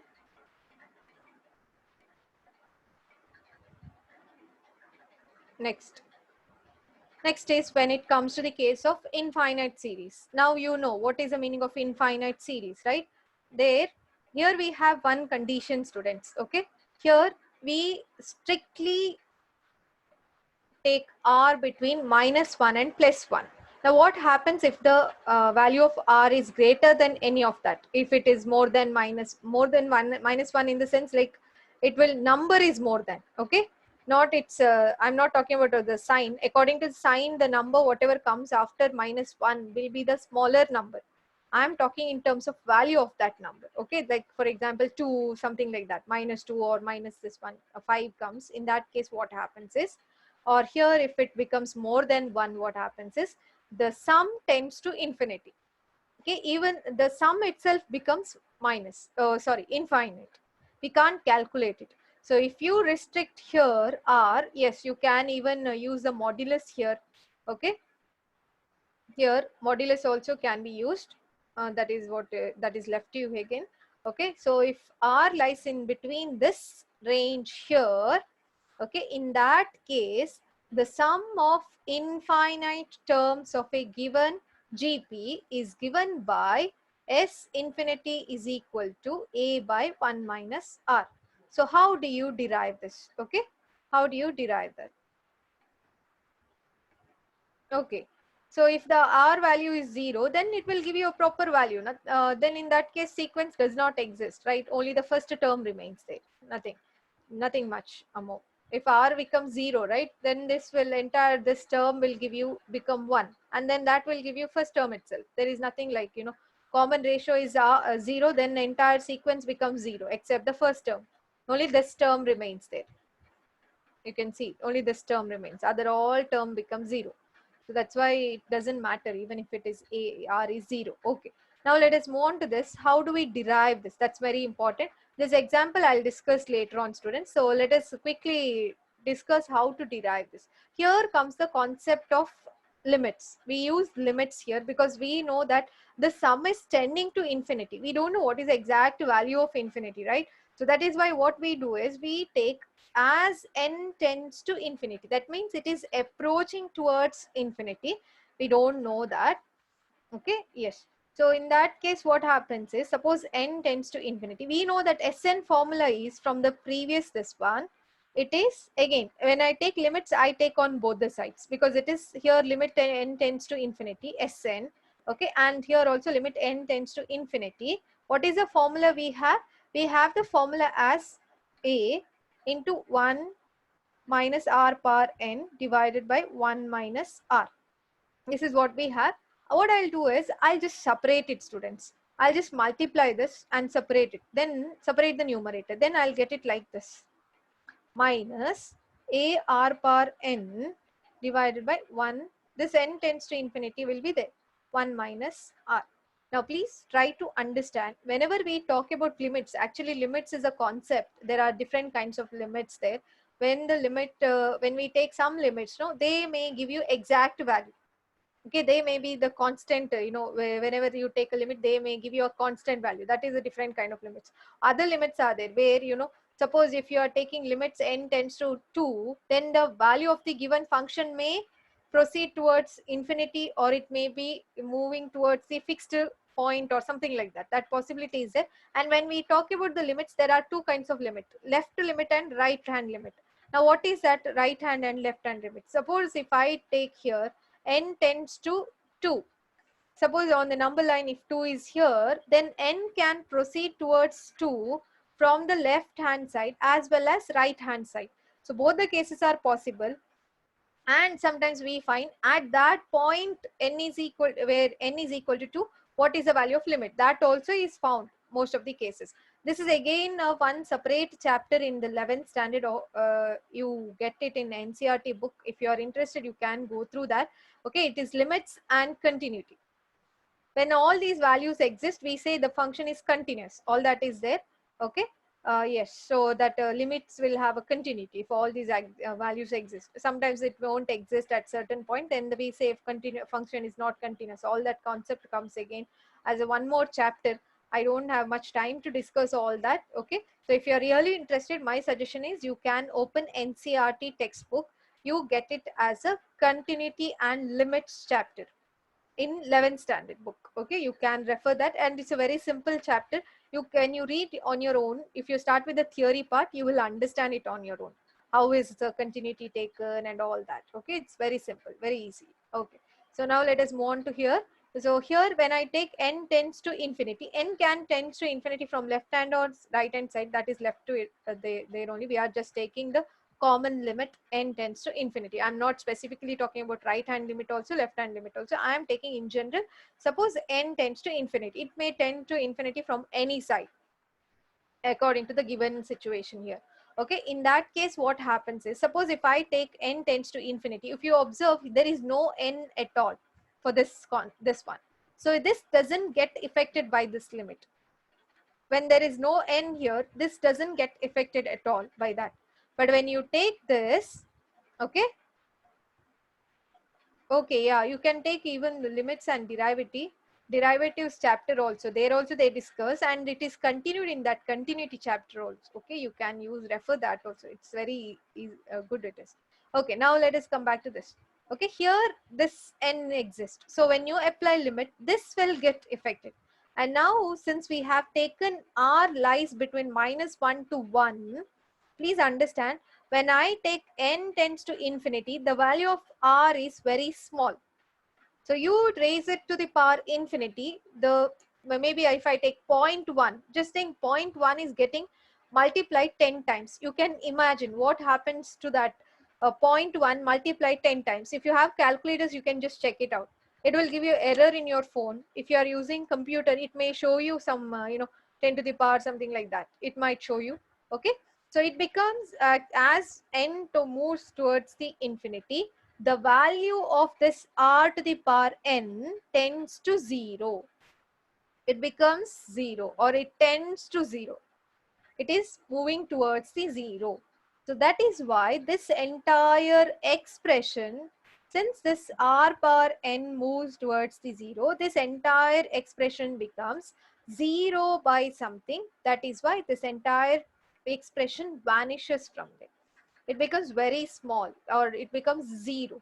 So that is why as n tends to infinity, I'll apply the limit. So n is infinity here.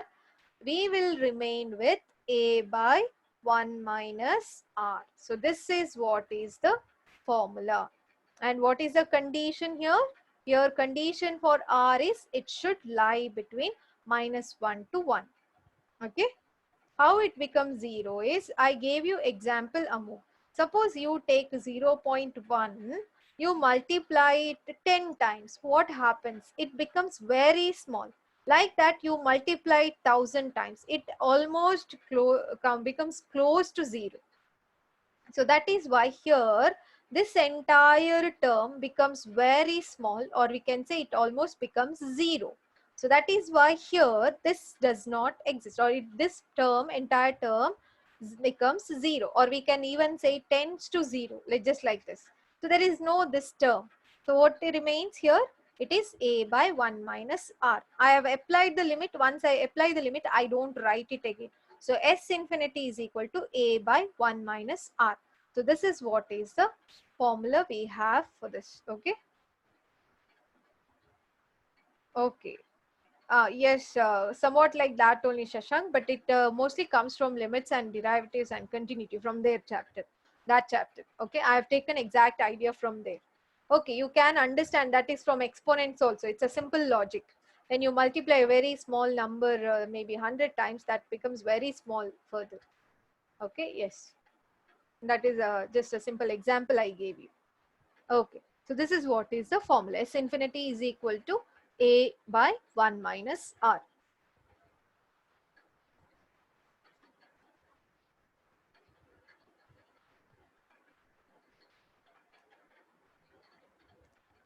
that is nothing but it is showing you the error. It is becoming very close to 0. It is becoming very small. Error means it is actually like, you know, kind of physics we have, right? 1 into 10 to the power minus 12, some that kind of expression it is. Okay, yes.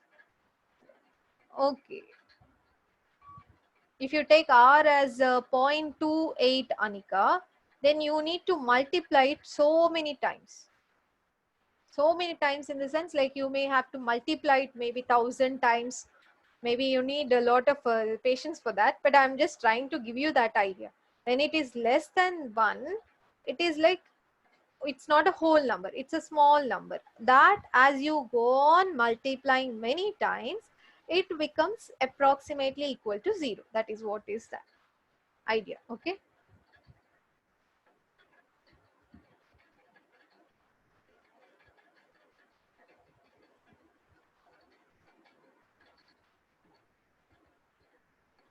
Okay, next we'll move on to the next one. Okay, so again, next concept what we have is the geometric mean. Okay, geometric mean, again, I'm not going to derive this as such. It is not necessary as such. It is nothing but very simple definition of geometric mean. It says, suppose if you have n number of terms which are in GP, then their geometric mean is given by taking the nth root of their product. For example, if you have x1, x2 up to xn, then we have to take the nth root. Suppose if you have two numbers a and b, okay, a and b, then in their geometric mean is nothing but the square root of ab. Suppose if you have, maybe you can just consider 4 and 9. If you want to find their geometric mean, it is nothing but just multiply them, take a root, 36 it will be, right? So excuse me, 6 is a geometric mean between them. Okay, this is how you get it. You can do it. Okay, fine. Okay, yes. So that's it. So this is how it is. Example is this. So in case if you have more numbers, the root also changes its order. Suppose if you have 3 numbers, you can go for the cube root. If you have n numbers, you can go for the nth one. Okay, root 36. Yes, because it is 2 numbers, correct? So n numbers, nth root. 2 numbers, second root. Second root is nothing but it's a square root. Fine. If you have 3 numbers, you will go for cube root. That is why it shows. See, if for the product of 2 numbers, we would take a square root. For the product of 3 numbers, we take the third root. For n numbers, we take the nth root. That is how it works. Okay. Yes. Okay. So now we will move on to the, actually Shashank, I'll come to the special series later on. Okay. Yes. We'll discuss about all that later. We have those kind of series in other things. I understood. I just want to finish this up to harmonic progression. And finally, last class, I'll be discussing that. Okay. We have that advanced part. Okay. You want me to show the previous, because in between now I go there, it will, I'll miss my flow of that continuity of this one. Okay. Yes. So I need little bit of introduction and all. Directly I can't jump to that. Okay.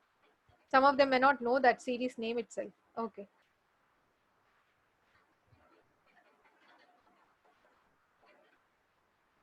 Fine. So next we'll move on to the next one, harmonic progression. Okay, now what is this harmonic progression? You have to understand one thing, students. Harmonic progression is closely connected to arithmetic progression. They are almost related to each other. Suppose you have, just think that you have 2, 4, 6, 8, 10, something like this is a geometric not geometric progression, students, it's arithmetic progression. If this is arithmetic progression, the reciprocal of this, that is 1 by 2, 1 by 4, 1 by 6, 1 by 8, 1 by 10, this is the harmonic progression. This is simple as that. Okay, it is as simple as this. You have an AP, take a reciprocal, you get the HP. That is how they are closely related. That is what it says. Suppose A1, A2, A3 is the non-zero numbers of a harmonic progression. Now again, we take non-zero because we are going to take a reciprocal in order to prove that it is an AP. And when we take a reciprocal, if in the denominator 0 comes, it becomes a problem. You know, it is not defined. That is why we go for most of the time, harmonic progression means it will be non-zero numbers only. And we take a reciprocal and prove that that sequence is in AP. If that is true, then both of them are connected, and clearly we can see that initial sequence is nothing but it is a harmonic progression. It is as simple as that. Now when it comes to the AP, you know that nth term of the AP is A plus n minus 1 into D. Okay. So when it comes to the nth term in harmonic progression, what we do is we take a reciprocal of that. A plus n minus 1 into D.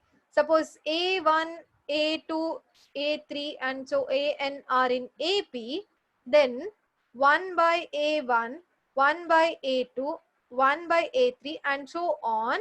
That is 1 by AN are in HP. That is what we have. That is why this is the formula we use for nth term. You don't want anything, students, then you can do one thing.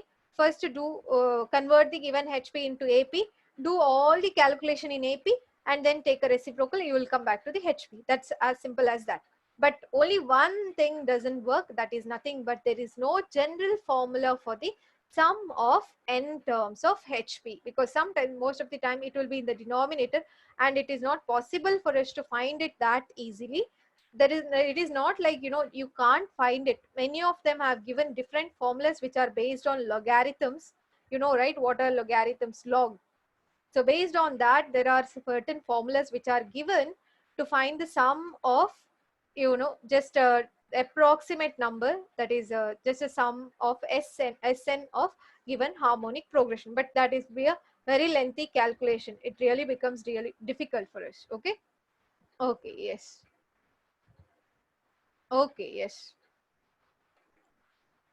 Yes, okay. Shashank, yeah, you can do that. Okay, you can do a little bit of research. Where do you get those, sum of n terms of HP? If you are really interested, I can just put it in this one, what is that, notes. But I don't want you to, do anything with that right now, because you have not reached the level of, calculating such a huge calculation as such. But if you are really interested, I can give you few approximations which are done based on certain concepts. I'll just put it in the notes. You can just go through on your own. Okay, yes. So now let us move on to the next one. So I hope it is clear to you. And now you can see what is that here they have discussed. Okay, you might see D is equal to 1 by A2 minus 1 by, that is nothing but, students, just simple logic. What they are trying to tell you is, here, suppose A1, A2 and so on, AN are in HP, then 1 by A1, 1 by A2 and so on, 1 by AN will be in AP, right? So in this case, the common difference will be nothing but 1 by A2 minus 1 by A1. That is what they are trying to tell you. Now you don't have to bother about the general form, students, because what happens is the general form here keeps on changing from book to book. Okay, book to book. It is like you refer one book, NCERT book, you will find one on this one notation. You go and refer some other book, R.D. Sharma, you find one more. Or you refer any other this one books, like, you have different books from foreign authors and all that you refer, they are using one more notation. So it is like, always the notations keep changing, but you remember the concept. You just have to prove something is HP, take a reciprocal, prove that it is in AP, that sequence, and then use the nth term formula for that, and then you will be able to do all the other calculation. Yes. So next we'll move on to the next one. Yes, Rahul, almost done. Last part is there. Actually, they are telling that you only have to read that, but I don't know how much you will be able to understand. So what I thought is I'll just briefly give you an idea about that last part, advanced problems. Okay, yes. So now let us come back to this. Find the fourth term and eighth term of the series. Now these are the examples for HP. So this is a harmonic progression. So if you want know that this is a harmonic progression, then you need to prove 1 by 6, 1 by 4 and 1 by 3 are in AP. Okay. So how do you do that? 1 by 4 minus 1 by 6, you get it as 6 minus 4 by 24, or 2 by 24, your answer is 1 by 12. Do that same thing with the next one. 1 by 3, 1 by minus 1 by 4. You get 4 minus 3, here 12, answer is 1 by 12. So this is common difference D. So you can prove that it is in AP. So now you are asked to find the fourth term. So how do you find the fourth term? Take AP. Now we are talking about AP, and then we will convert it into HP. Okay. So I'm doing calculation A plus N minus 1 into D. So A4 here. A4 will give you A is 6, 1 by 6 plus you need fourth term. So 3 into 1 by 12. So this will give you 1, 4. So 24 here, correct? Then you have 4 plus 6, answer is 10 by 24. Or your answer is 5 by 12. So this is how you calculate the fourth term. Now if you want the eighth term, go for A8. You get 1 by 6 plus eighth term. So 7 into 1 by 12. So you get 2 here. After taking common denominator, 12 here. So you get here 9 by 12 or 3 by 4 is your answer. Correct? This is what you get. This is how you calculate it. Okay. Now suppose if you want, okay, please understand. Suppose if you want to convert it into HP, it is very simple. In HP, the terms will be, you have to take a reciprocal, so 12 by 5. And here also, if you want it in HP, it is 3 by 4 in AP, so 4 by 3. This is how, what are the terms. That's it. Fine? Yes, so this is what you do it. Okay, yes. Shashank, you wanted the previous slide, is it? Okay, that I'll upload it in this one. Okay, don't worry. Once I finish all this, I'll just put it in the Schoology. You can just go through everything, whatever is there in the slide. Yes, that's it. Done.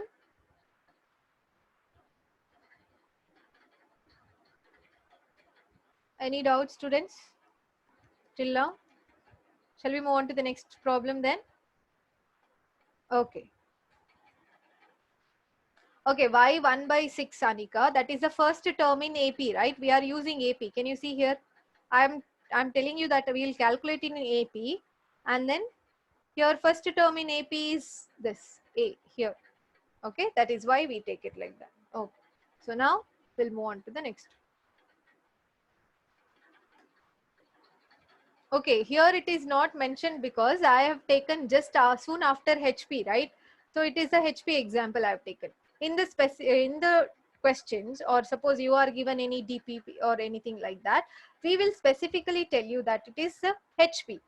So you don't have to check this calculation. Here for you, I wanted to give clarification for you whether it is HP or not. So that's why I did this calculation. You can see it is the reciprocal of that is in AP, right? So you can do that. You can't, you want to use GP here. How do you use ratio remains common, is it? It will be mentioned, don't worry, okay? You can use GP for this. Anybody can tell me? No, yes, okay. You don't get common ratio here to use that GP. Okay. Now let us move on to the next one. Okay. This is another problem. It's kind of, you know, I think I had told you one point. When you add, subtract or divide or multiply AP by any number, one single number, okay, single number. Actually, Mithul, I had few seminars to attend. That's the reason I was not able to take up class, and the timing of the seminar was same as the class. That's the reason. Okay, yes. Now, anyhow, let us move on to this. So here, let us come back to this, students. So I had given you that one point. I don't know whether you remember. For example, if you have 2, 4, 6, 8, 10, like this, okay. Okay. 1 minute, students. Okay. Here, 2, 4, 6, 8, 10, like this if you have, then if you subtract any number, any one number throughout the sequence, you have to do that. Then you will get 2 here, okay, 4, 6, 10. This is also AP. Or you multiply by 2. I am taking one number, students. You can take any number as you wish, but you have to carry out the multiplication throughout the series by sequence by that same number. So if I multiply that, you will get here, okay, 4, 8, and then 12. Then you have 16, 20, like this. You take again, consider this, it is again AP, it is. Okay, yes. So multiply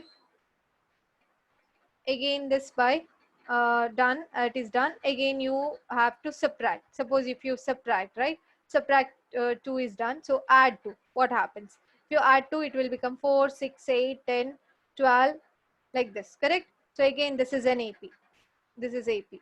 You divide by 2, what happens? it again becomes 1, 2, 3, 4, 5. Again, this is also AP. So if you divide AP by any single number, okay, what happened here again? Which one, Nihad? You're talking about 8. Okay, I think subtract. I'm sorry. Here. This is 8. Yes, I'm sorry. It is 8 here. Okay, yes, and the multiplication, it is, I'm multiplying here. This with this here, okay. So this is what you have. Okay.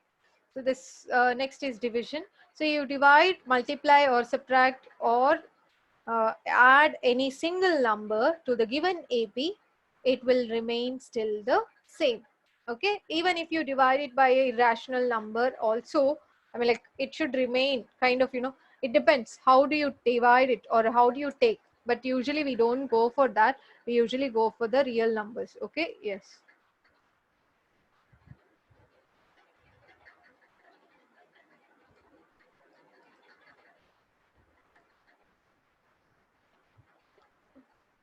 That may divide by 3.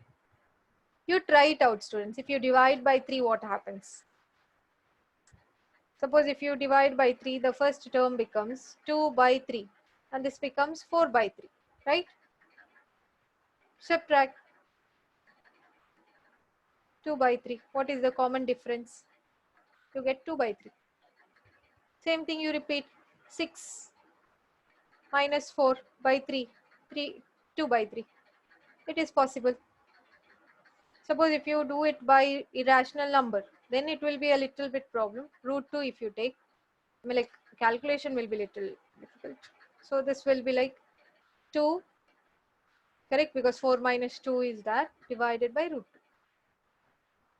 And same thing, 6 minus 4 by root 2. You will get 2 by root 2.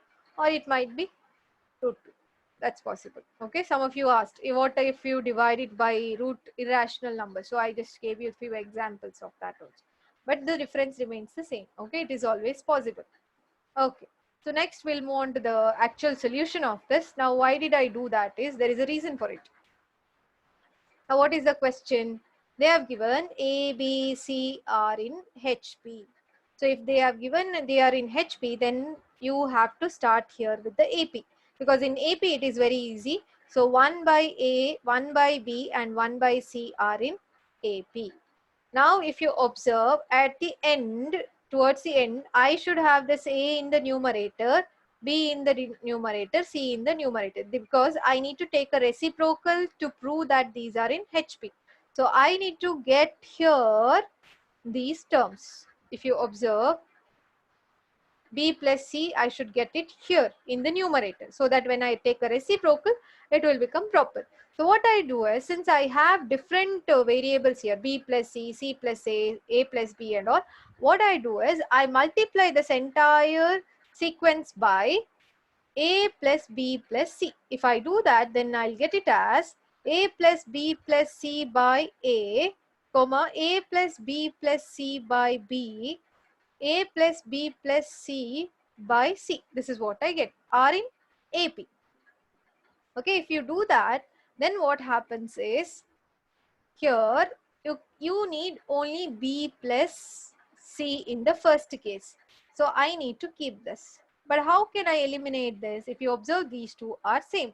So what I can do is, I can separate the numerator, use based on this, and I'll get it as 1 plus B plus C by A.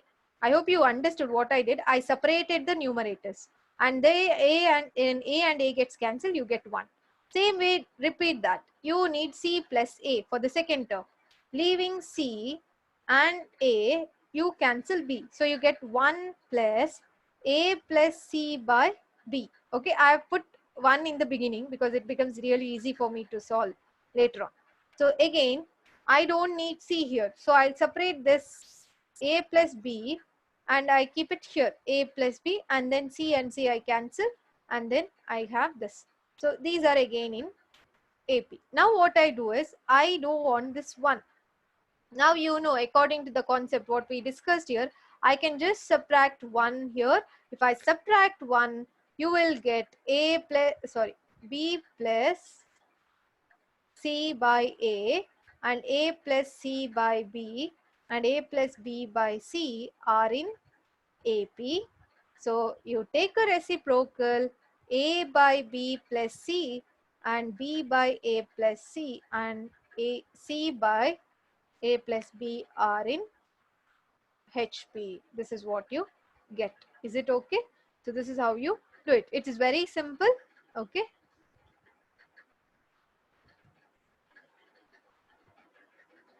Yes, you take a reciprocal, you multiply by A plus B and then separate the numerator on the basis of what terms are required in the given question and then subtract 1 throughout. Okay, and then take a reciprocal again. You will get the required answer. Is it fine now? Have you understood? This is how you go on solving it.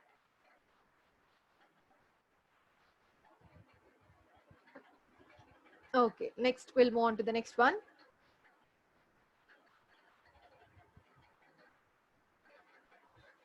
Okay, yes, so the next one is, okay, similar problems I'll give you in DPP. There are many problems like that. Actually, if I want to discuss this chapter is separate chapter in different books. We have first AP and then we have GP, not of HP much because they are not there in the PU level as such. But now they are not there. Previously it was there. But anyhow, if you want, you have a lot of problems. I'll give you that. Okay, those kind of problems. Varieties are there. Okay, now let us come back to this. Harmonic mean here. Okay, what is a harmonic mean? Now it is very important for you to understand, since HP and AP are related. Okay, related they are. So we have here the harmonic mean of any given progression is given by, harmonic progression is given by 1 by AM. That is, suppose if you have x1, x2 and so on xn in HP, then there n by x1, 1 by x2 and so on 1 by xn will be in AP, right? So you first find what is their arithmetic mean. So their arithmetic mean will be 1 by x1 plus 1 by x2 plus so on up to 1 by xn and then divide it by n. This is what is the arithmetic mean. So the harmonic mean of that will be 1 by this 1 by x1 plus 1 by x2 and so on plus 1 by xn whole divided by n. This is what we have. Okay, this is how we calculate it. We just have to do it. Okay, so this is when we have n terms. Suppose when you have only 2 terms, what will be the formula also we will discuss. Okay, yes, and n goes to the numerator. You can do that because it is a, this is a greater, this is a bigger division sign. So this just take a reciprocal and you will get the n in the denominator. Sorry, numerator. Here. Fine. Okay. Yes. So this is how it is done. This is for the n terms. Suppose if you have only 2 terms, I'll discuss that also. So shall I do that? Because it is already there up here. It is written. Okay, it is written here. So I'll not be discussing that. Okay, so suppose if you have only 2 terms, okay, A and B, which are in HP. Okay, I know again HP when it comes to harmonic mean, it lies between these two. Okay, but I am taking right now, I want to find the this one. What is that? Harmonic mean of this. I want to find the harmonic mean. Then in that case, what I should do? First, I need to take a reciprocal. Okay, A and 1 by A. This is very important. If you forget this and take the arithmetic mean like this, A plus B by 2, then your harmonic mean formula will be 2 by A plus B, which is wrong. Because if 2 numbers are harmonic mean, if you want to find, you need to convert them into arithmetic progression first. And then only you will be able to do it. Okay. So now do that and tell me what will be the formula for 2 numbers. It's very easy. I think some of you may already know it. What is the formula for harmonic mean of any 2 numbers, A and B? Or you can derive it. Okay. Ketan, just do the calculation once again. Okay, yes.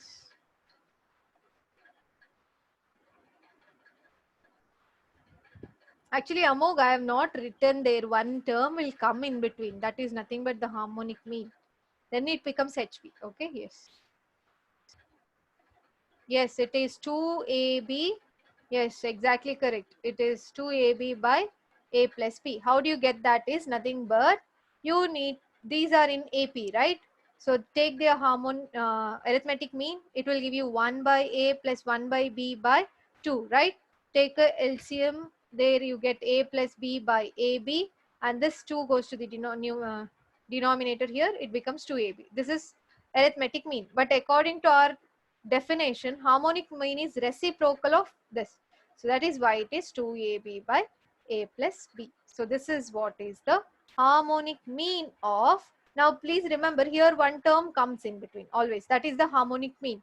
Even in the case of geometric mean, it always lies in between. It's a mean. It lies between the upper and the lower limit. Okay, please understand. Wherever it may lie, but it will lie between the upper limit and the lower limit. It has to lie there. Otherwise, there is no meaning for that mean as such. So that I have not written. If I write that only, then only these three will be in harmonic progression. Please understand that. Okay, so 2AB by A plus B. This is how you give the two numbers harmonic mean. Please write down that because later on it is useful. Now we'll move on to the very interesting results which are based on harmonic mean, geometric mean and the arithmetic mean, or we understand what is the relationship between the geometric mean, harmonic mean and this one arithmetic mean. So we have a very interesting relation, that is nothing but AM is greater than or equal to GM. Okay, it will be greater than or equal to GM, where A and B will be for any two positive numbers A and B. Okay, it is the inequality. Yes, so this is very important, and equality holds in this case. Remember, equality holds in this case only if A is equal to B, or if and only if A is equal to B. In this case, AM is greater than or equal to GM for any two positive numbers A and B, and equality holds only if A is equal to B. Okay.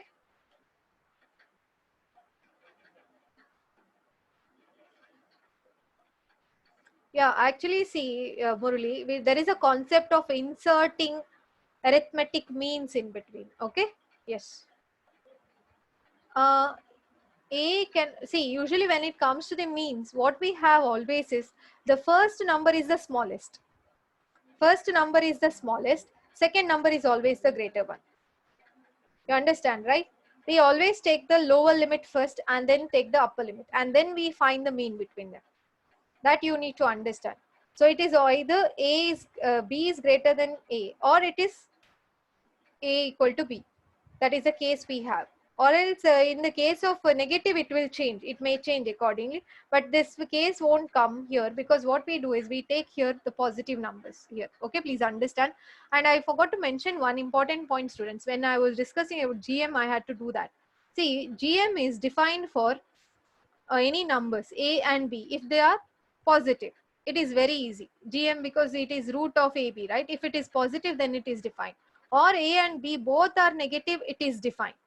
In that case, we take the negative sign as negative itself. Okay, suppose if you have -6 and -6, if you have, or maybe not -6, maybe I can go for -6 and -9, something like that. If I go, then I'll take the final answer as negative, because it lies between them, right? So in this case, it is defined. But when the A and B are of negative signs, okay, when they are of negative sign, GM is not defined.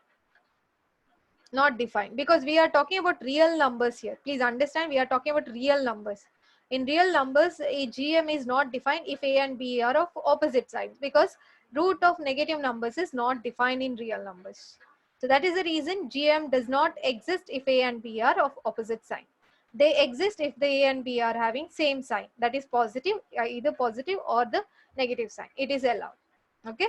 Yes, this is a small important point. Now you will understand why that is important. Okay, yes, like signs. So now I was talking about that. So AM is greater than or equal to GM. Okay, this equality holds good only if and only if A is equal to B. It is there in your textbook. Okay, you can refer it later on. Okay, yes. I am not sure, Nidhi, what is the next chapter we are going to discuss. So right now they have asked me to finish with the this one. Okay, what is that? Geometric, I mean progressions as soon as possible. Okay, yes, it is not over. Still there is actually, I don't have to discuss that part. They have said that you have to go through, but I thought at least let me, for your curiosity, let me take a little bit of a few of the information out of that, and I'll give you. Then I'll just refer which and all books you can refer for the other further information. I can do that. Okay, A and B here is any real numbers. We take positive here especially. Okay, we take positive only, because that case holds very well here. Okay, yes, we don't avoid the negative part. Okay, then in this case here, okay, equality holds good. AM will be equal to GM only in the case when A is equal to B. That you have to understand. So now here let us continue. How do we derive this? So we start with the identity, that is A minus B is greater than or equal to 0. Now you know that this will be greater than or equal to 0 even if A is equal to B. This is true. This will be greater even if A is greater than B or B is greater than 0. All those things holds good. That is true. But even if A is equal to B also, this is true. It will be equal to 0 in that case. Okay. So this is true.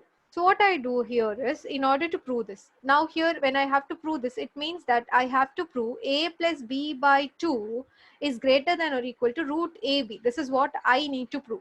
So for that sake, I just start with the identity here. Once I do that, here you get A square plus B square minus 2AB greater than or equal to, I'm sorry, yes.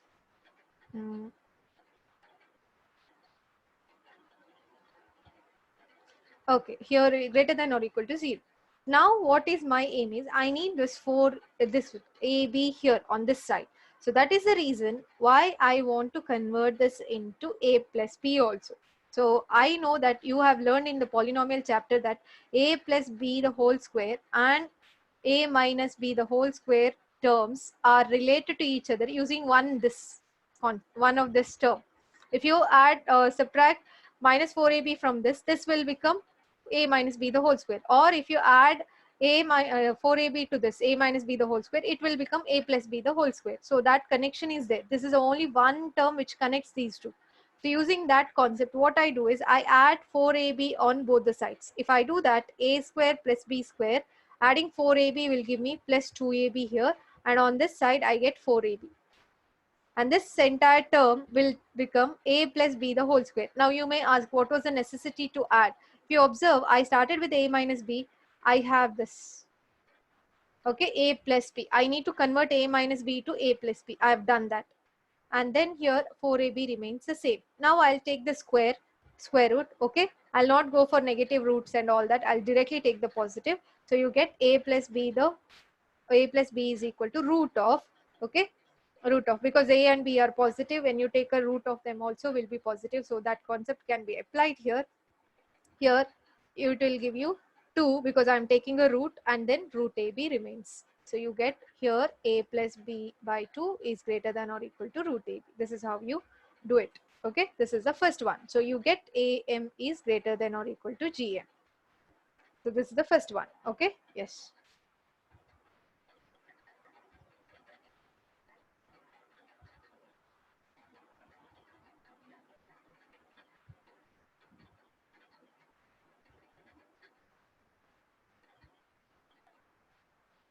Okay, Shashank, you can do it. If you are able to do it, you do it. I don't have any. I have told you, right? You have different methods. When it comes to the algebra, each book refers one method. Just I take one of the simple methods because you're already familiar with that 4AB and all that. Okay. So just to do that. Okay. Shashank, A and B are any numbers what we take. Suppose, see, you want to find the arithmetic mean. It doesn't just exist like that, right? You need some upper limit and lower limit. That is what is A and B. It's just a numbers. Okay, here we take a positive number. That's it. Fine. So it is defined for any number, positive numbers. Here we take positive. Is it okay? Any doubt regarding that still? Okay, next we'll move on to the next part of it. So the next part is nothing but we have GM is greater than or equal to harmonic mean. So how do you do that? How do you do that? You need to prove this, that GM is greater than or equal to this. How do we start? Anyone? Reciprocal. Okay, you just try it out. The next one is that I need to prove that. How do you start?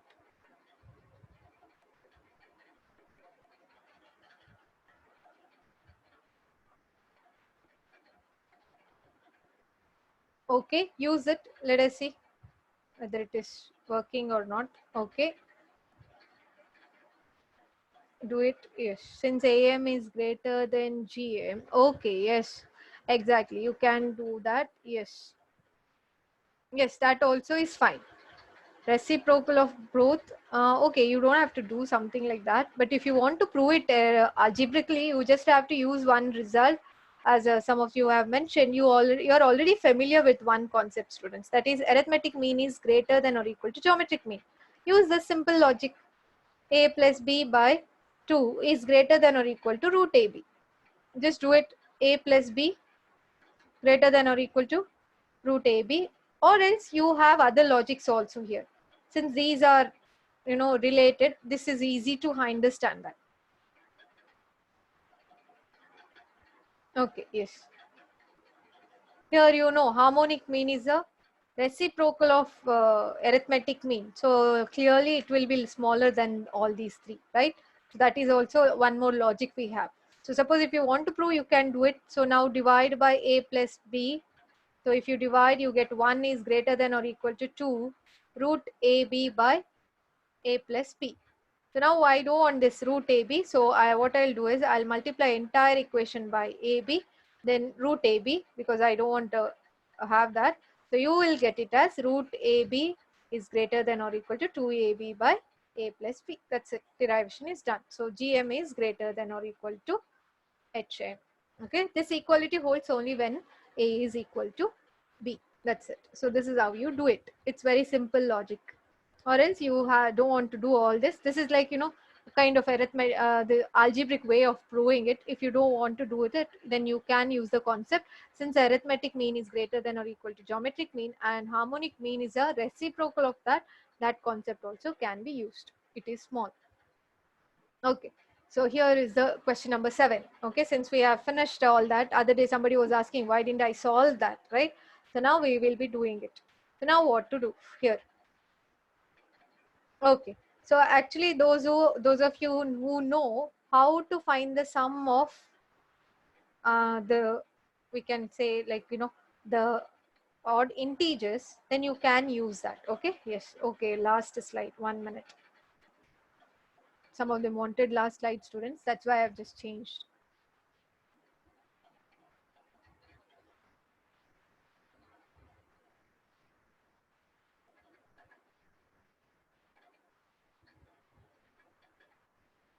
Done?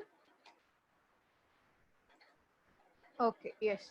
So now if you know how to find the sum of, okay, yes, yeah, only one relation I'm discussing right now. But later on, whenever problems come, there are few other things like inserting, and then other few things are there. We will be using that. Okay, yes, because without those problems, it is really difficult. And they have not discussed any of those relations later on in this one. That's why I just do it later. Okay, yes. So one relation is enough. That is actually no relation in the sense it is an inequality, because it is AM is greater than or equal to GM is greater than or equal to HM. Okay, that is what we have. Okay, now in the next problem, few of the concepts here. Okay, but before that, we move on to this one. See, whenever we have these n natural numbers, I don't know whether I have discussed how to find the sum of n natural numbers. Did I discuss, students? I don't think I have done it. Did I do it? No, I don't think so. No. Okay, so it's very simple, students. It is, suppose you take like this n terms. Okay, if you want to find their sum, it can be done since these are in AP. Okay, they are in AP. A is 1 first term, and D, which is a common difference, which is 2 minus 1. Answer is 1. Okay, so you can use Sn is equal to, now n is the nth term, last term, because you know it is the AP, so last term will be n itself there. I mean, like nth term it is in this case. Okay, so in that case it will be like n by 2 So A is 1. Okay, D is not required. I'll be directly using n by 2 into A plus an formula.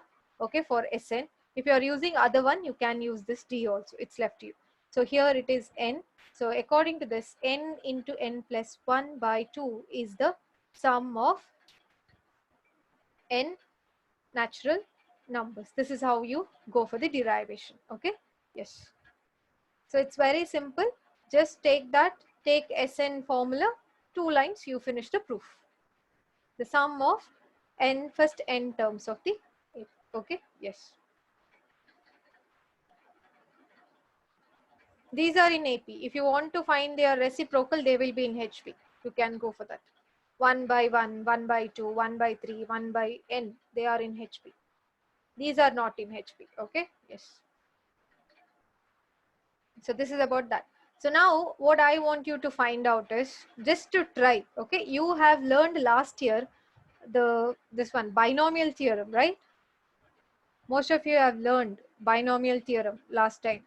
Have you learned, students? Yeah, okay. So what I want you to do is, if you have learned that, I want you to find out what is the sum of 1 square, 2 square, and so on up to n square. Okay, what is this? If you are able to do this, then surely you will be able to do 1 cube, 2 cube, and so on, 1 n cube.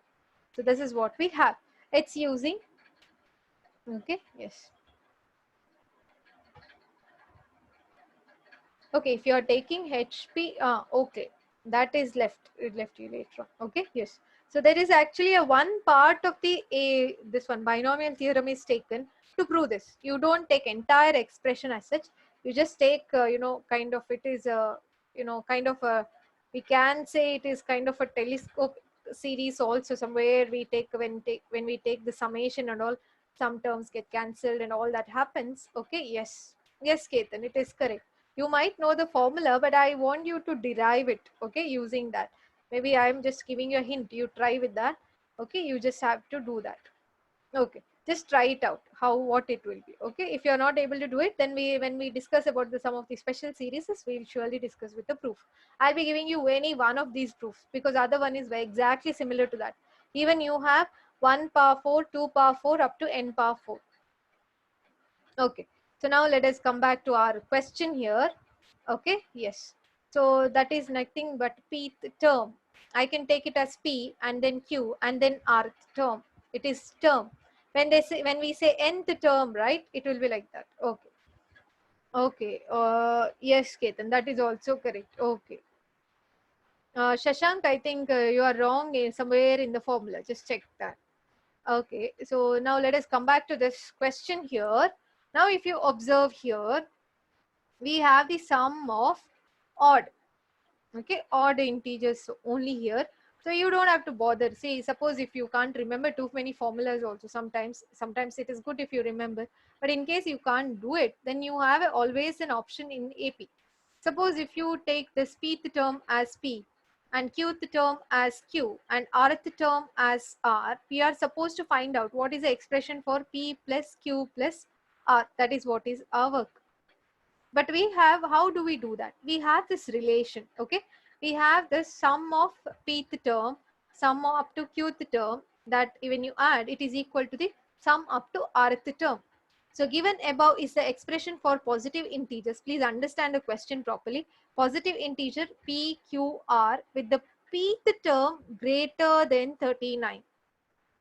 It is the greater than, p is greater than 39.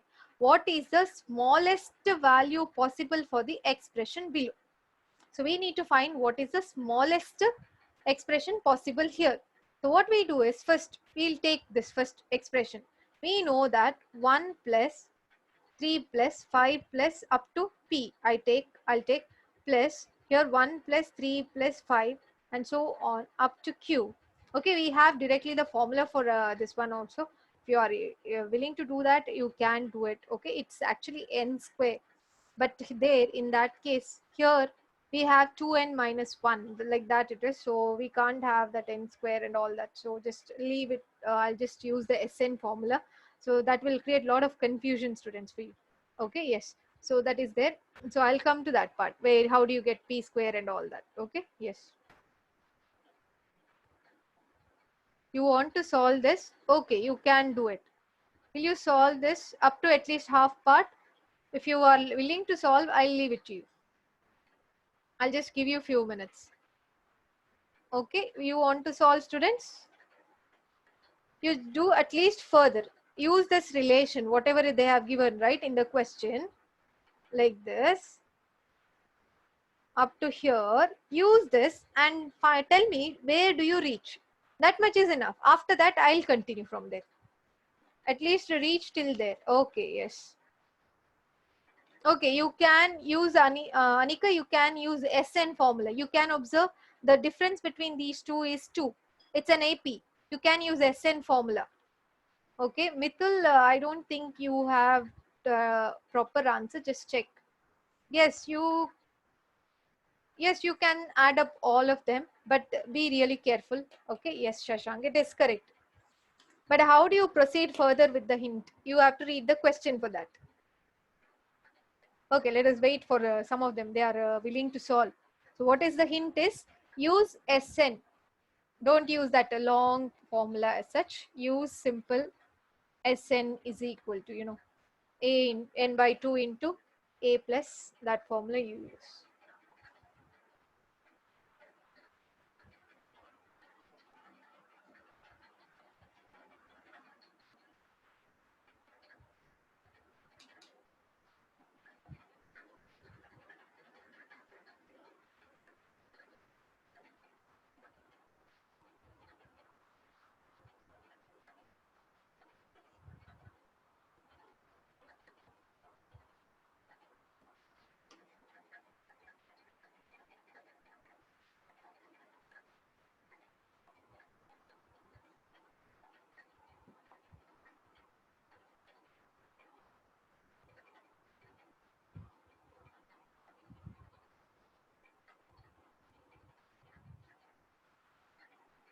Done, students?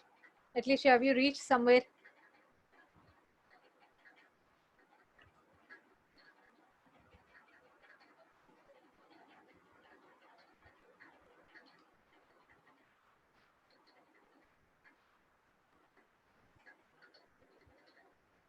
P terms are there, Nidhi. Actually, pth term. Pth term means there are P terms in this. So n will be P.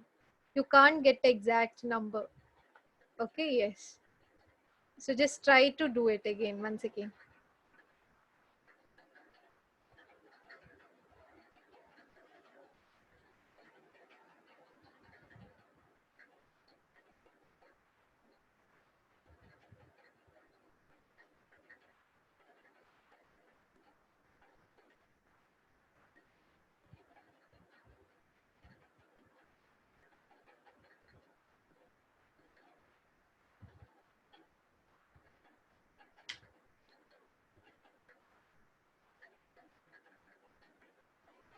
Murali, is it a square? It should come after P, right?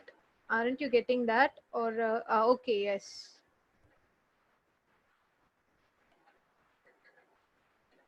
Okay. Srivatsa, can you just check your calculation? Yes, Satvika. Yes, correct, correct. Yeah. Now it's correct. Yeah.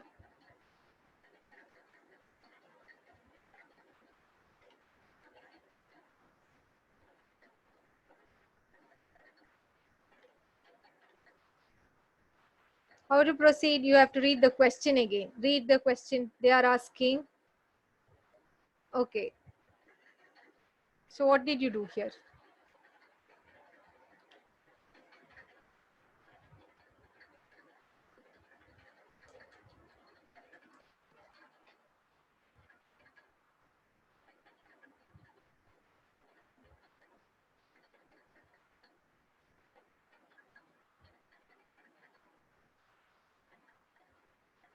Okay, some are getting P square plus Q square is equal to R plus R square. Is it correct?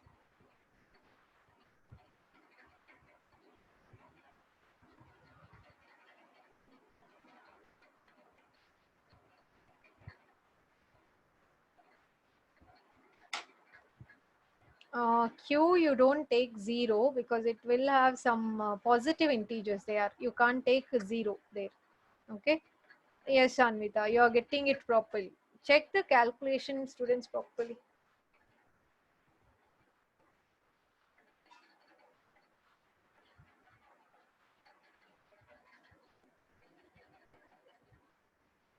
Yeah, pth term, that whatever pth term is there, right, Nidhi, that is greater than.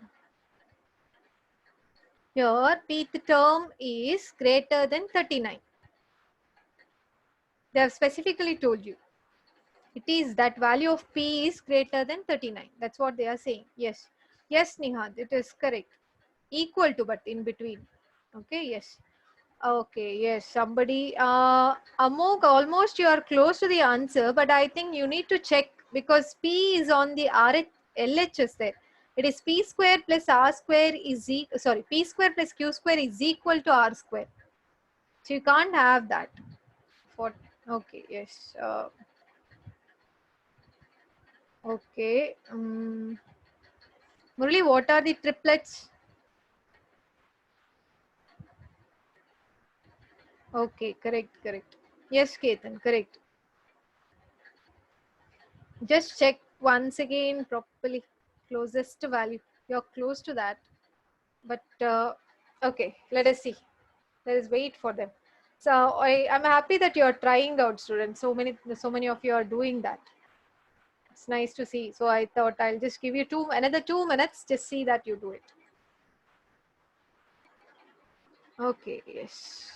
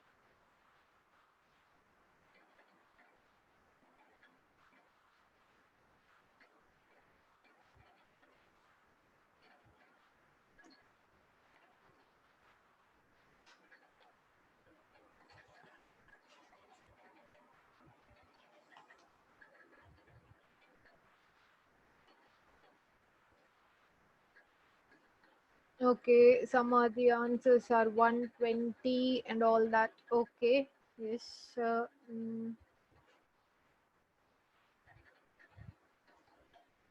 Okay, we'll see. At least you were able to solve this part here. Whether you were able to solve it. Yes. At least you were able to reach that expression like P square plus Q square is equal to R square. It is like, see students, if you have like this, see in general, this is 2n minus terms are there. It is up to that. That is what we take here. Like that. Usually if you take it like that, then it becomes really easy. According to this, it will be like, it will be n square. But here we have like this, pth term is this, right? So something like that, you can do it and do. It will be easier for you if you don't understand that. Or else you have to use SN also, then you have to be really careful. How do you do that? Take the terms and all that. Okay, if you are reached here, now please understand, this is nothing but it is, can you see that? It's a Pythagoras theorem. P square plus Q square is equal to R square. Yes, up to here, if you have got this, then here it will be P square plus Q square is equal to R square. These are Pythagorean triplets, or this relation is for Pythagoras theorem. So there, then you have to go to that above given part. Given the above equation for positive integers P, Q, R, with the pth term is greater. So this pth term I have taken as P. So pth term is greater than 39. The next possibility what I have for P is 40. Yes. And then I can have 3 Pythagorean triplets which satisfy this relation R. What are those? Anybody can tell me? The 3 Pythagorean triplets which satisfy this relation. 40 and then what? 40 is equal to what? What are the other two? Are you sure it is 30 and 50?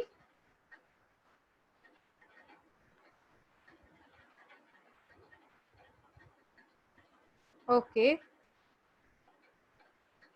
They are asking, don't forget, what is the smallest possible value of the expression? So you can't take anything you wish. You should go for the smallest one. So what are the possibility we have here?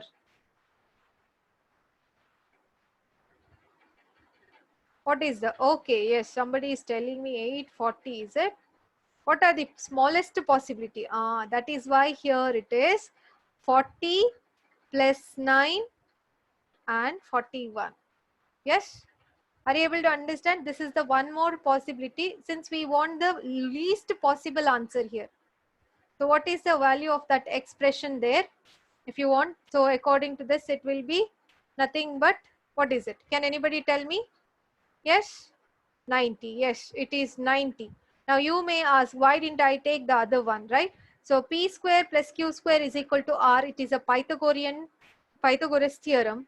So you need know that pth term. They have said clearly the pth term is greater. I have taken pth term as P. Okay, pth term as P.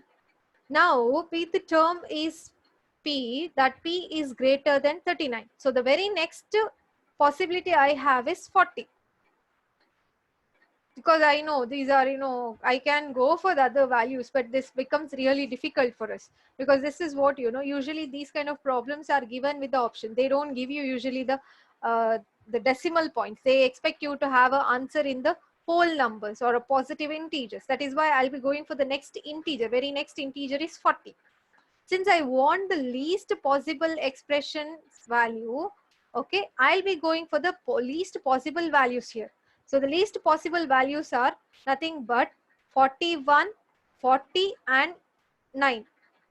Okay, I'm sorry. Yes, 40 and 9. These are the Pythagorean triplets. Is it okay? Fine? Yes? So I want you to do that. Okay, so this is the least possible value of the expression possible is 90, not the 120. Now I will give you one hint. All those who did not get, okay? Yes. I'm sorry, 1 minute. Okay, all those who did not get this expression here.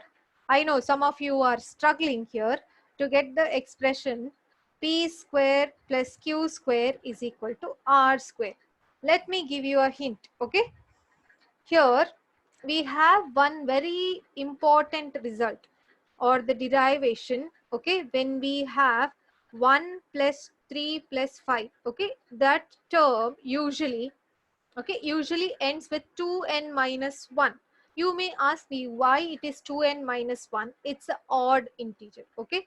It's an odd integer. That is why you have here like this. So using this expression, you have one expression for the sum. I want you to find out that 1 plus 3 plus up to 2n minus 1 if you take terms, This summation is given by one term. I want you to use that, and then you will get clearly, without doing anything, p square plus q square plus r square. Then you will get an idea how to do it using Sn also. Is it fine? So all those who did not get that, p square, q square and all that, for them this work I am giving. Others, those who have got, I think they have an idea how is it happening. Because I was about to do that, because most of them requested me, can you just give me some time, we will do it. Okay, yes, that's why I have just given you that work. Okay, now you may ask again, why did I take 40 itself? They have clearly given pth term is greater than 39. Now these are competitive exam questions, students. They don't expect you to find within decimal unless and until they specifically tell you. So they are asking pth term is greater than 39. So the very next integer possible there is 40.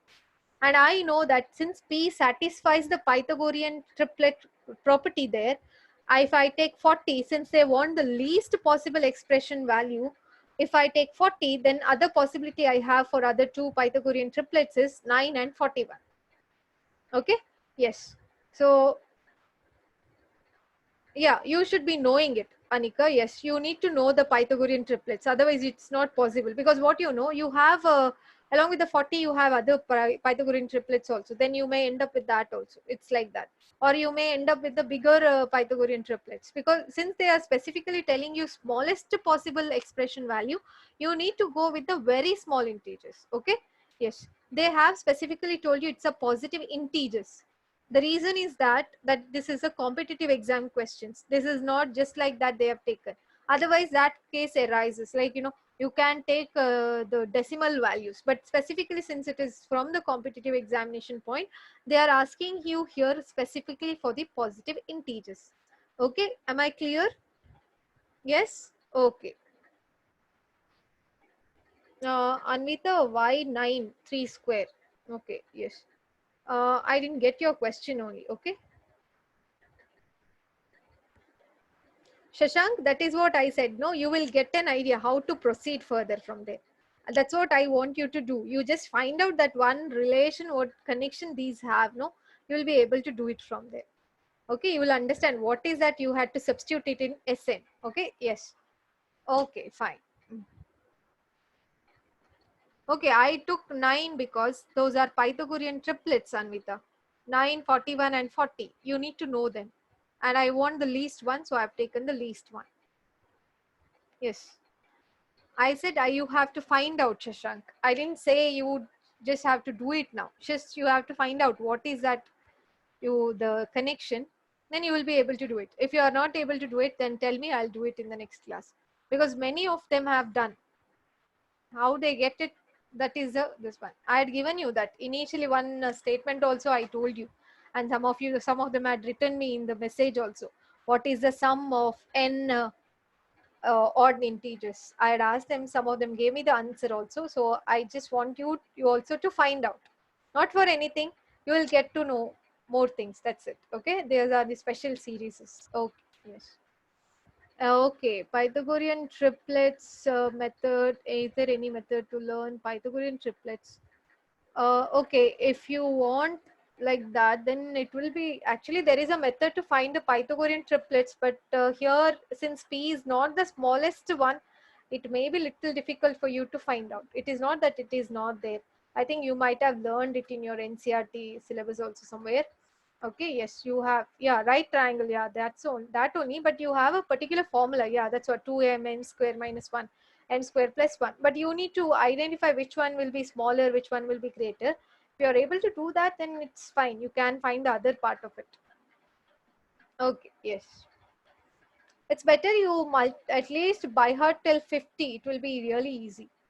You just refer, I think it comes in 8th standard square roots chapter, if I'm not wrong. Somewhere in the 8th standard square root chapter, it's there in both, like NCERT, ICSE or anything it might be. You will have that in this one. Okay, yes, fine.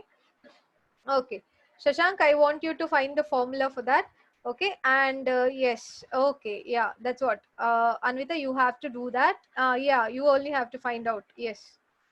Yeah, not only you, you have some partners here. Okay, they will also do it. Okay, yes. Okay, you have to find out and tell me. No, Mithil, that is for n natural numbers. Okay, for today, the homework is, good that you reminded me. I just forgot about it. Okay. 1 minute, students. Ah, yes, it's here. Okay. So yesterday, first 4, right? You had finished. So after that, next 5th question. Then you have 8th question and 2nd question. 5th, 8th, and 2nd.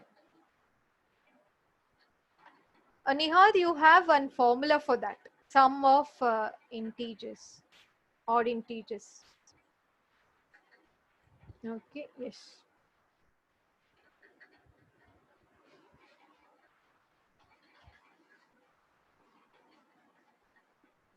Have you finished?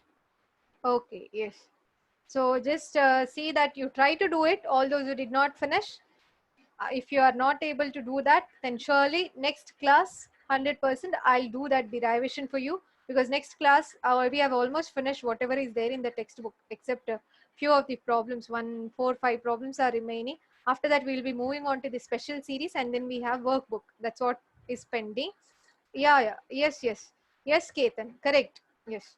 I think Amog, I had given you initially my email ID. It is as Shilpa T at TLC, something like that. I just forgot. 1 minute. Just let me check.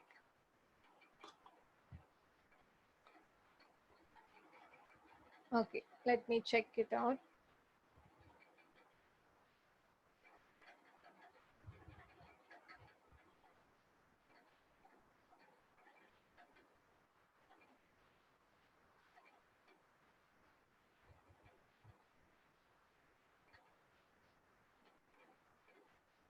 It is yeah, Shilpa M, SHILPAM at tlc.edu.in. It is that. Okay, if you have any doubts and all, students, you can always ask me. Maybe for some days I may be a little busy, but still I'll be looking into your email, and whenever I get time, surely I'll be replying. Okay, yes. So that is it. Okay, you have test tomorrow. Okay, yeah. Okay, all the best for the test. So that's it. Okay, yes, Mithil. So I don't think we will be. Okay, yes, Sumit. Yeah. Okay, yes. So Shashank, I've already got answers from few of them. So I'm waiting for you. Then Anvita, I think, yes, they other few are there for them to find out the answer, and surely we will discuss with the entire this one. Okay, yes. Yeah, I can extend. I don't think tomorrow I'll be coming. I'm be taking up classes. You may have somebody else. I mean, like you have other subject. So I'll be meeting you maybe day after tomorrow or something like that. I'll let you know. Okay. Yes. Yeah. Thank you, students. Yeah, formula itself. You have sum of odd integers. Yes. You can find out. Okay. Yes. So thank you, students. We'll meet. We will come to know when we will be meeting. Okay, next. Yeah. Thank you, students. Just complete the work given to you.